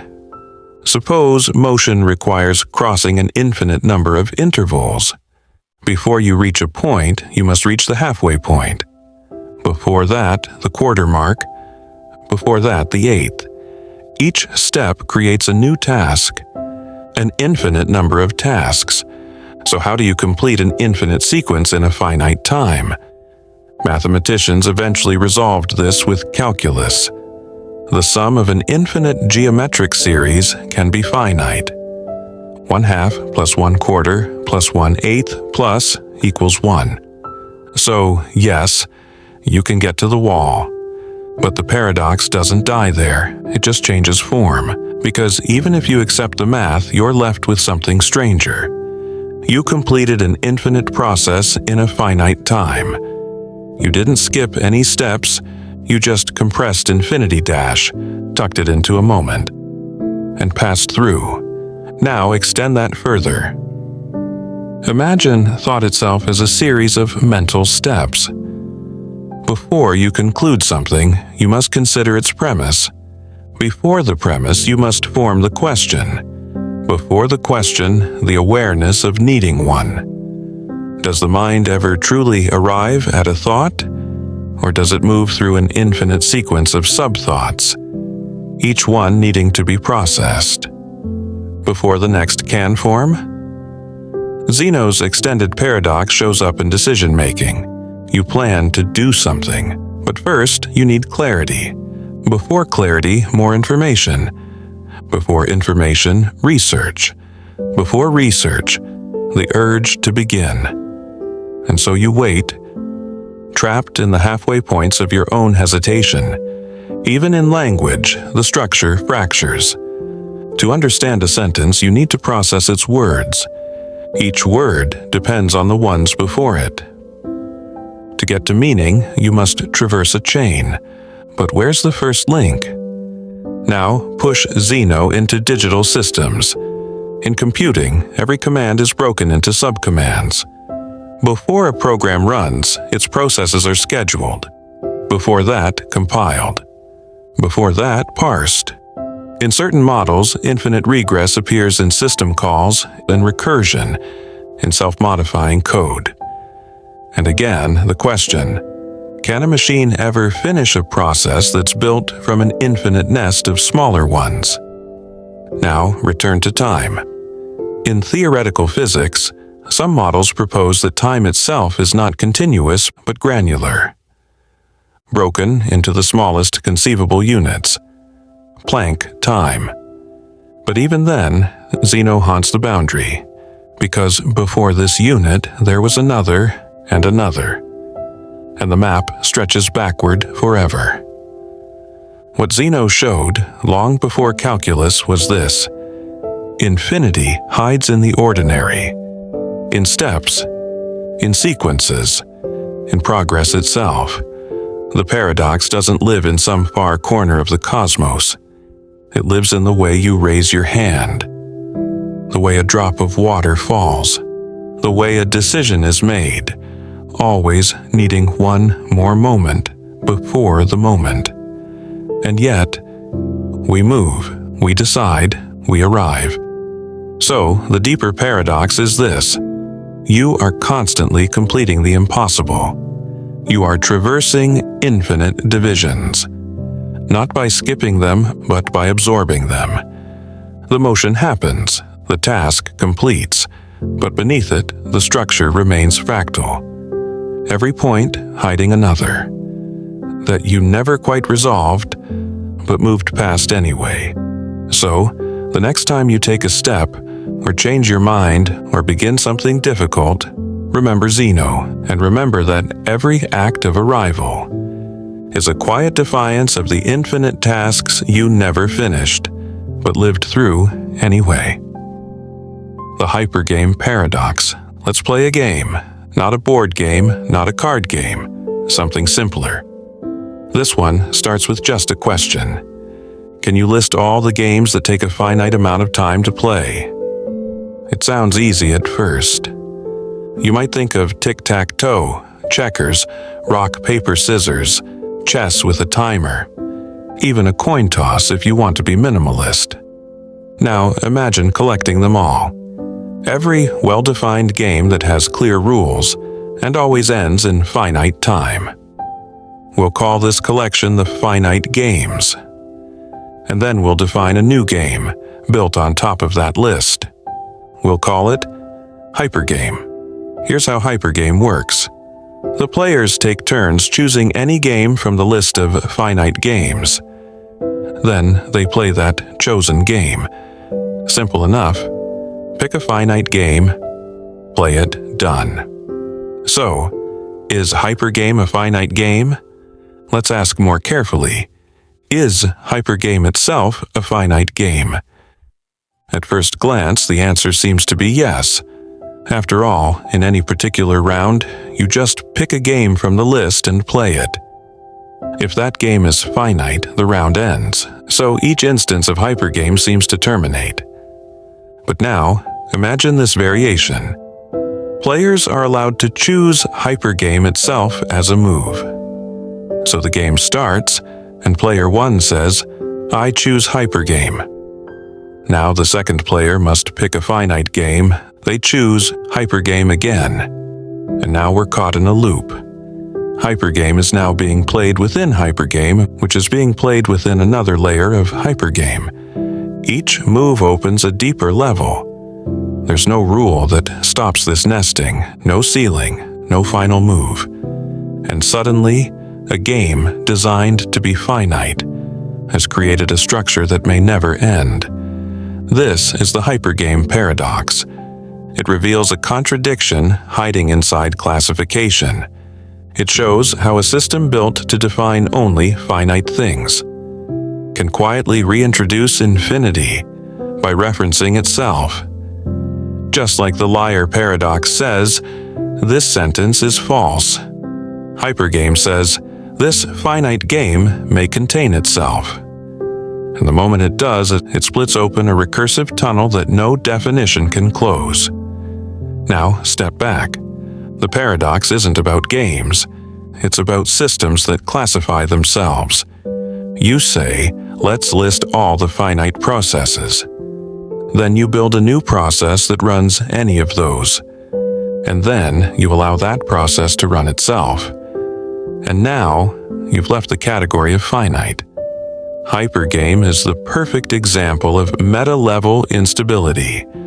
Once the system is allowed to operate on itself, the properties it was designed to preserve begin to break. And this echoes everywhere.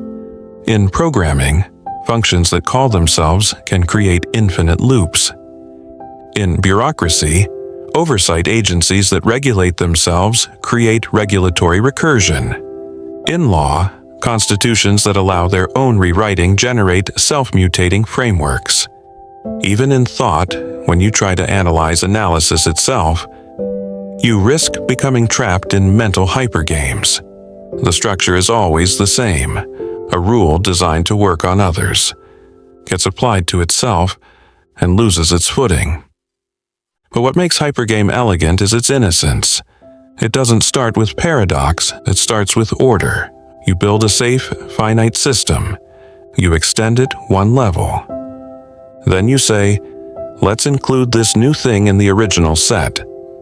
And that single step, from outside to inside, breaks everything. Now reflect on that, because it tells you something about limits. Not just in logic or games, but in any system that defines rules. The moment a system includes itself in its scope, it risks undoing the very conditions that made it coherent. It's not the complexity that causes collapse, it's the self-inclusion, the reflexive twist, the rule that turns inward. Hypergame isn't just a clever puzzle, it's a warning that the boundary between what is included and what is doing the including must be carefully drawn, because once the game plays itself, it may never stop. Skollem's paradox countable models of uncountability. Consider a library so vast it holds more books than could ever be counted, an unending infinity of titles, pages, and ideas. Now imagine someone walks in, catalogs every single one, and says, "Actually, I've made a complete list. It's countable." You'd laugh, or protest, or question their sanity. Because the very idea of listing something uncountable defies reason. And yet, this is exactly what happens inside one of the most quietly explosive paradoxes in the foundations of mathematics. It's called Skollem's paradox, and it begins with the impossible claim that you can build a system that contains uncountable sets, and yet the system itself is entirely countable. Let's walk carefully. Set theory tells us that some infinities are bigger than others. The set of natural numbers, 1, 2, 3, 4, 5, is countably infinite. You can list them, match them one-to-one with the set of whole numbers or prime numbers. But the real numbers, like all the decimals between 0 and 1, are uncountable. There are more of them than there are natural numbers. In fact, infinitely more. No list can ever capture them all. This idea was formalized through Cantor's diagonal argument, which shows that any attempted list of real numbers will always miss some. So we accept this as truth. There are uncountably many real numbers. And modern set theory builds on that truth. Now comes the surprise. In 1922, mathematician Thorolf Skollem made a shocking observation. He showed that any consistent formal system that can express basic arithmetic and set theory, including statements like the real numbers are uncountable, must also have a countable model. In other words, you can build a version of the system, a complete universe of math, where all the axioms of set theory hold true, and yet the entire model is countable. You heard that right. A system that believes in uncountable sets is itself countable. How? Because the model is built within a larger reality. Inside the model, the real numbers behave exactly as they should. They appear uncountable.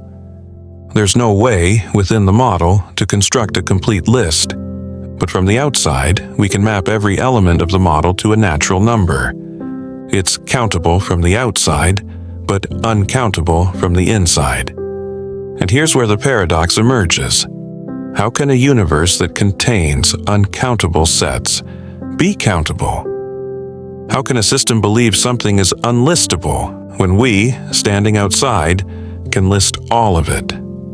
This isn't a contradiction in formal logic. The model is consistent, but it's a paradox of perspective, a clash between internal truth and external structure. Inside the model, the inhabitants truly believe in uncountability. They operate under rules that say, you cannot list all real numbers, and they're right in their world. But we, from the outside, have already assigned each element a number. We can enumerate the entire model. They cannot. This echoes far beyond mathematics. It touches epistemology, what can be known from within a system versus from beyond it. Think of a simulation. Inside the simulation, the agents follow rules. They may believe in randomness or chaos or infinite complexity, but from outside, a designer sees the code. A system that appears infinite is finite to its builder. Or think of consciousness. Can a mind, operating within the structure of its own thoughts, fully grasp the system that makes it possible? Skollem's paradox whispers, maybe not. It shows that a system can carry beliefs that are entirely true from within, and yet demonstrably limited from the outside. And that's what makes it unsettling. Not because the math fails, but because it doesn't. Because even in a perfectly constructed system, the boundary between what is believed and what is actually structured may be invisible to the ones inside. It's like living in a room with infinite walls, only to learn that someone outside can map every item, every step, every move on a finite notepad. And still, you feel the space as infinite. So, what is the truth? Skolom's paradox doesn't answer. It points. It points to the distance between truth inside a system and truth about the system. And it warns you that sometimes what seems impossible from where you stand is perfectly clear from somewhere else. Church's paradox. There's a fantasy we cling to, quietly, stubbornly, that every question has an answer, that every problem, given enough time, can be solved. That truth, no matter how complex, is always within reach if the tools are strong enough. But buried in the roots of mathematics and logic lies a paradox that undoes that dream. It's called Church's paradox, and it doesn't just say some questions are unanswerable. It shows that even deciding which questions are unanswerable is itself undecidable. Let's start from the beginning. In the early 20th century, logicians sought to formalize what it means to be computable. What does it mean for a problem to be solvable by a method, a fixed mechanical procedure? Alonzo Church gave one of the clearest answers. He formalized a definition of effective computability through what's now known as lambda calculus, a minimalistic but powerful system that captures the essence of computation. His definition turned out to align with Turing's model of the machine, what we now call the Turing machine. Two paths, same destination, and both of them arrived at a brutal conclusion. Some functions, some logical problems, cannot be computed. They're not just difficult or complex. They're fundamentally unsolvable by any algorithm, no matter how fast or clever. And that's where Church's paradox begins.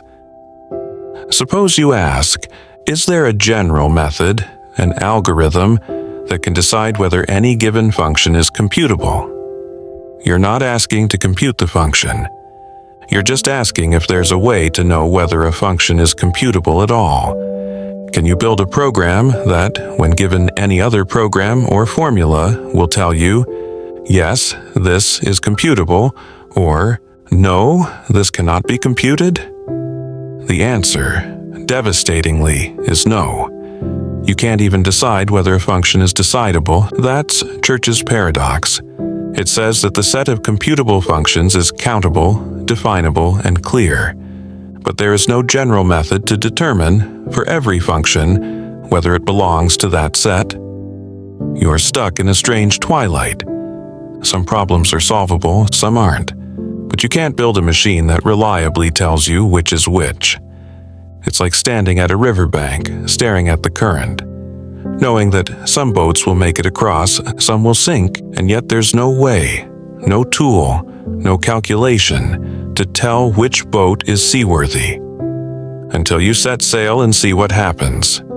This connects to Gödel's incompleteness theorems, to Turing's halting problem, and to the fundamental limits of formal systems, because it means there's no all-seeing oracle, no metaprogram that surveys every function and sorts them into yes and no. Every system powerful enough to express arithmetic will have true statements that it cannot prove and computational questions it cannot answer.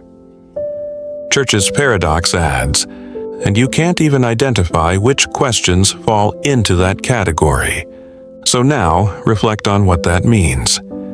In science, we build models, mathematical, physical, logical, to explain and predict. But Church's paradox tells us there may be questions that look solvable, feel solvable, tempt us with patterns, and yet are outside the reach of all formal method, and we won't always know which questions those are. We might spend years chasing ghosts, unaware that the thing we're chasing was never catchable in the first place. The paradox lives not just in mathematics, it's in your daily experience. You wonder if a situation can be resolved. You search for the right approach. And sometimes there is no approach, and no one, not even a machine, can reliably tell you that in advance. It means you can build systems, train algorithms, design frameworks, and still, blind spots will remain. Not from ignorance, but from logic itself. Church's paradox is not an error, it's a boundary. It tells you that not every door opens, and not every lock has a key. So the next time you ask, "Can this be solved?" know that the silence you hear might not be the absence of an answer, but the echo of a system that was never designed to tell you. Cantor's diagonal argument. Infinity is a strange thing. We talk about it as if it were singular, one vast endlessness, but in truth, there are different sizes of infinity. And long before the modern age of computing, physics, or logic, a man named Georg Cantor proved something that shook mathematics to its foundations. Some infinities are bigger than others. This is Cantor's diagonal argument. It begins not with the stars or the endless sky, but with numbers, specifically the ones between 0 and 1. Let's begin simply. Imagine listing all real numbers between 0 and 1. You write them in decimal form: 0.123456, 0.987654, 0.333333, 0.141592, one number per line. Each number has an infinite decimal expansion. But if we're clever, so the story goes, we should be able to list them all, just as we list natural numbers. 1, 2, 3, 4. But Cantor says, no. You cannot list all real numbers between 0 and 1. Even if you try, even if your list is infinitely long, there will always be a number that isn't on it. And he proves it not with contradiction, but with a single diagonal stroke. Here's how. Take your infinite list. Look at the first digit of the first number, then the second digit of the second number, the third digit of the third number, and so on. This gives you a diagonal sequence of digits. D1 from number 1, D2 from number 2, D3 from number 3, and so on. Now, create a new number. Change each digit in the diagonal. If the digit is 1, make it 2. If it's 9, make it 8. If it's 5, make it 4. Just make sure it's different. What you've now constructed is a number that cannot be on the list. It differs from the first number in the first digit, the second number in the second digit, the third in the third, and therefore, it's not equal to any number in the list. But wait, this number is real. It's between 0 and 1. It should have been on the list, and yet it isn't. That's the paradox. You tried to list all real numbers, but no matter how you list them, Cantor's diagonal process will always escape. It creates a number that dodges the entire list by differing in a single decimal place from each entry. This proves something shocking. The real numbers are uncountable. There are more real numbers than natural numbers, more than integers, more than rationals, more than can ever be listed. So now you realize infinity isn't one thing. There's a hierarchy of infinities. The infinity of real numbers is strictly larger than the infinity of countable sets. We call the size of the natural numbers a left null, but the size of the real numbers? It's uncountably infinite, a bigger kind of endlessness. And this changes everything. It reshapes how we understand math, logic, and even the limits of formal systems. Because if you can't list all real numbers, then most real numbers can't even be defined. They exist, but no word, formula, or computation will ever reach them. They're real, but inaccessible, like stars behind the stars, like shadows behind your thoughts. Cantor's diagonal argument also powers the proof of Gödel's incompleteness theorems, Turing's halting problem, and countless other logical frontiers. It shows that any system that tries to be complete, to describe everything, will always miss something. Not because of failure, but because of scale. And now comes the existential echo. If infinities can be compared, and some are unreachable, then maybe completeness is impossible by design. Maybe your knowledge, however vast, always leaves out most of what exists.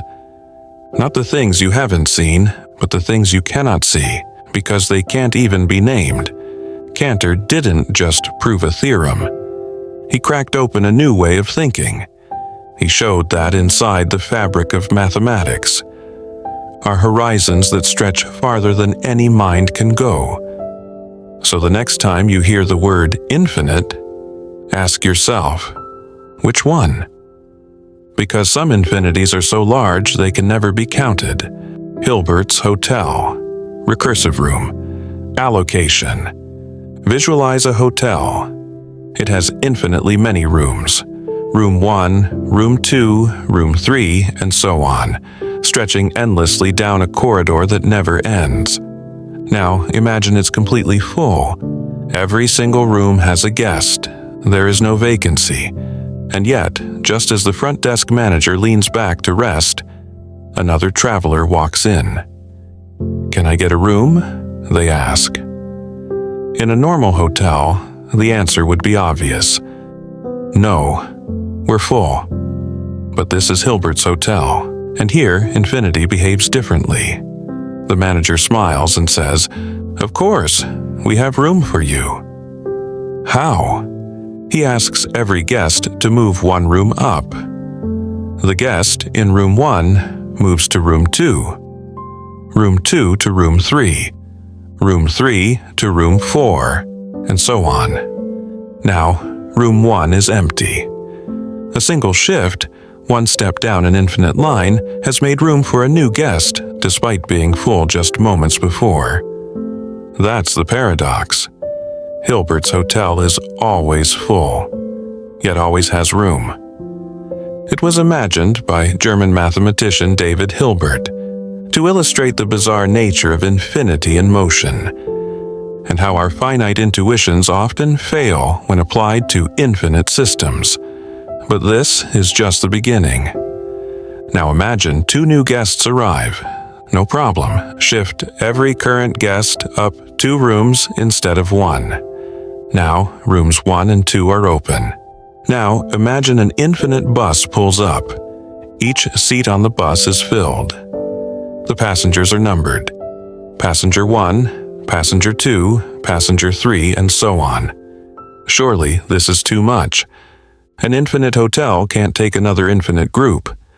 But Hilbert's hotel can.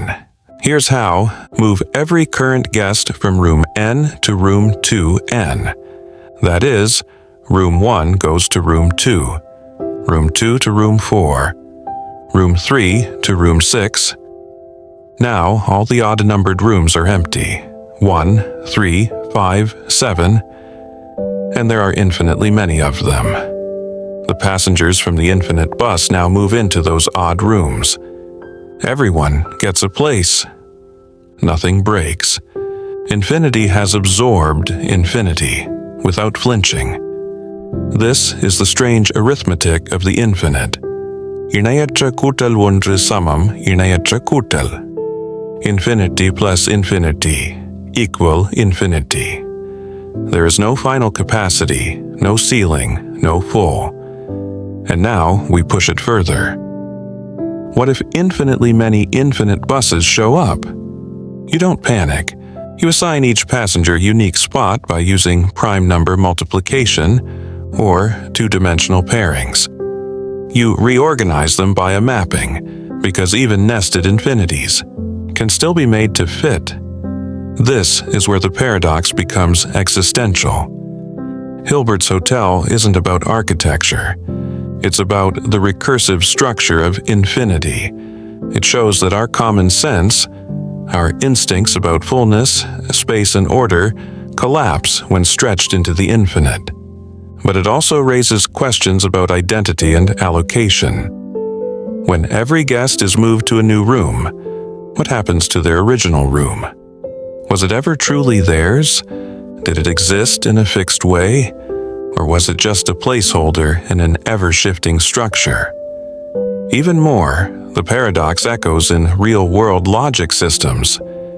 In computing, dynamic memory allocation often simulates this logic. Pushing, reallocating, redefining space to fit more processes. In cosmology, the idea of an infinite universe, growing, stretching, expanding, feels eerily similar. In ethics, it touches population logic. If you can always add more people to a world of perfect happiness, does more always mean better? And now we stare at the core. What does it mean to be full in an infinite system? Hilbert's Hotel shows that fullness doesn't mean no space left. It means the current configuration is complete, but not absolute. There is always reconfiguration, always room if you shift the structure.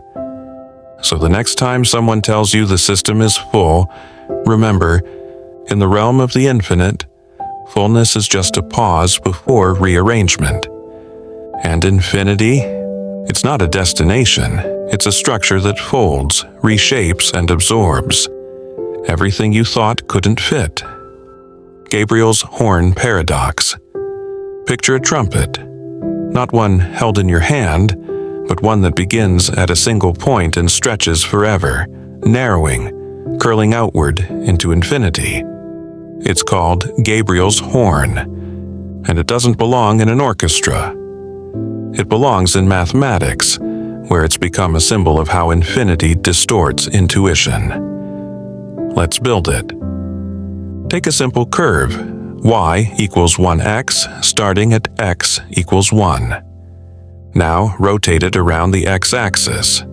It spins outward, forming a three-dimensional shape, a horn that grows thinner and thinner the farther it goes, but never truly ends. It narrows forever, but it never touches zero. And now the paradox begins.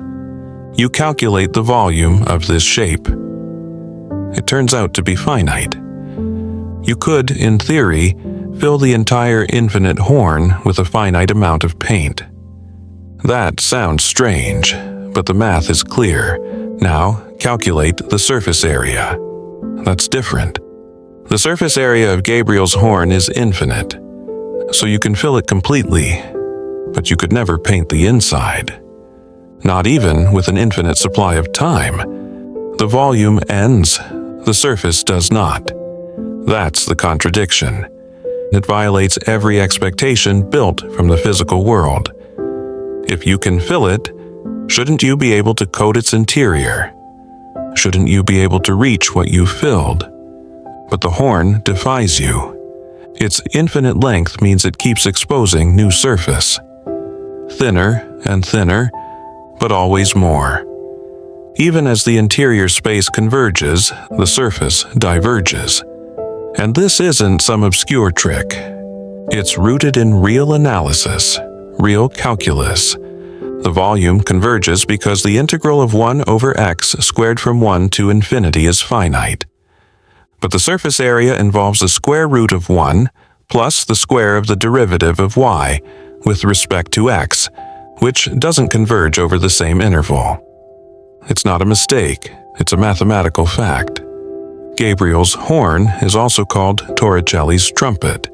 It's named after the archangel who's said to blow a horn at the end of time. An instrument that reaches forever, yet holds a limited space. But beneath the poetry lies a deeper question. What does this tell us about space, dimension, and the nature of infinity.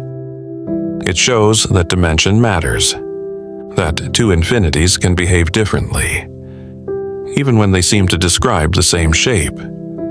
A one-dimensional line may be infinite in length, but the area or volume formed by rotating that line may behave very differently, growing or shrinking, in ways your mind never expected. It also touches something more subtle: measure versus perception. Your intuition tells you that a shape which can be filled should also be coatable, that if you can occupy space, you should be able to reach its walls. But Gabriel's horn laughs at this. It's a shape you can fill but never touch completely. It's a room with a boundary that keeps escaping you, a container with an edge that always outruns your brush. Now, think bigger. What if the world, your world, is filled with shapes like this, not visually, but structurally? What if the tasks you begin can be completed, but never fully grasped? What if the concepts you explore can be entered, but never painted to the edges? Gabriel's horn doesn't just challenge your sense of space. It challenges your sense of completion. It says you can fill the infinite. You just can't reach every part of it. And that might be the most human paradox of all. Because we build, learn, explore, and fill our lives with meaning, knowing full well we may never touch every surface. The Banach-Tarski Paradox Volume. Doubling, take a solid ball, perfectly round, like a smooth orange floating in space. Now, think about cutting it into 5 pieces. Not slices, not chunks, but precise mathematical fragments, formed with unimaginable precision, defined by pure abstraction. Now, rearrange those 5 pieces, without stretching, without adding, without losing any dust. And what you end up with is not one ball, but 2, each identical to the first. Same size, same volume, same everything. This is the Banach-Tarski paradox, a theorem so disturbing, so counterintuitive, that it seems to rip the floor out from under mathematics itself. It doesn't live in fiction. It lives in real mathematics, proven using the standard axioms of set theory and logic. And it tells us this: a solid object in 3-dimensional space can be split and reassembled into 2 identical copies of itself. Let's walk into the madness slowly.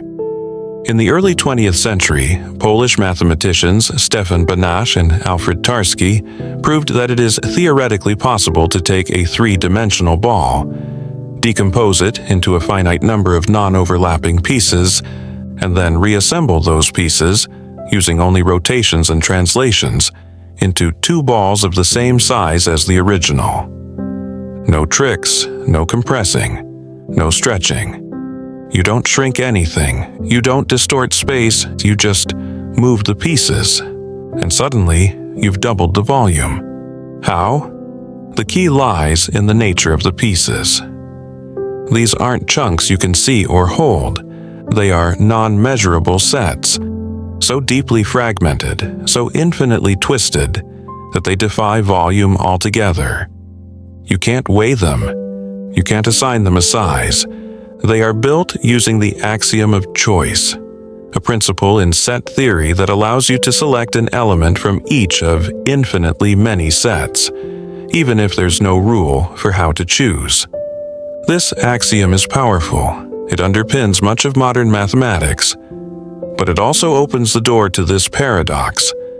Without the axiom of choice, the Banach-Tarski theorem can't be proven. With it, you enter a world where intuition dies. Because if volume can be duplicated, if a ball can become 2 by rearrangement, then what does volume mean? What does matter mean? What does space mean? Now think bigger. Imagine taking a speck of dust, splitting it into invisible pieces, and reassembling it into a planet. The paradox says, mathematically, yes. Of course, in the physical world, this doesn't work. The pieces involved are not physical. They're not even describable. You could never perform this duplication in reality. Atoms, quantum limits, and the grain of space itself prevent it.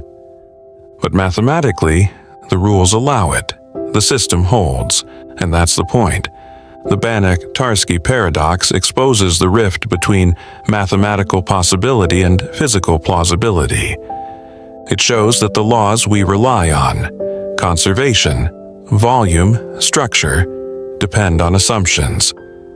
And those assumptions don't always survive when pushed into the infinite, the abstract, the pure. It tells you that the universe of mathematics is not a mirror of our world. It's a playground of logic, where things can exist, even if they cannot happen. And yet, the paradox leaves behind a strange tension. Because it's not fake, it's not an error, it's true, under the very system we use to define truth. So now you face a quiet question. What is the cost of consistency? Is it better to allow abstract truth, even if it breaks every physical law we know? Or should we deny some truths just to keep our intuitions safe? Banach-Tarski doesn't answer. It just waits. A perfectly round object, quietly doubling itself. Not in space, but in meaning. And in doing so, it reminds you that even in logic, where rules are clear, where steps are exact, you are never far from wonder. Because sometimes what seems impossible is just what infinity looks like from the inside.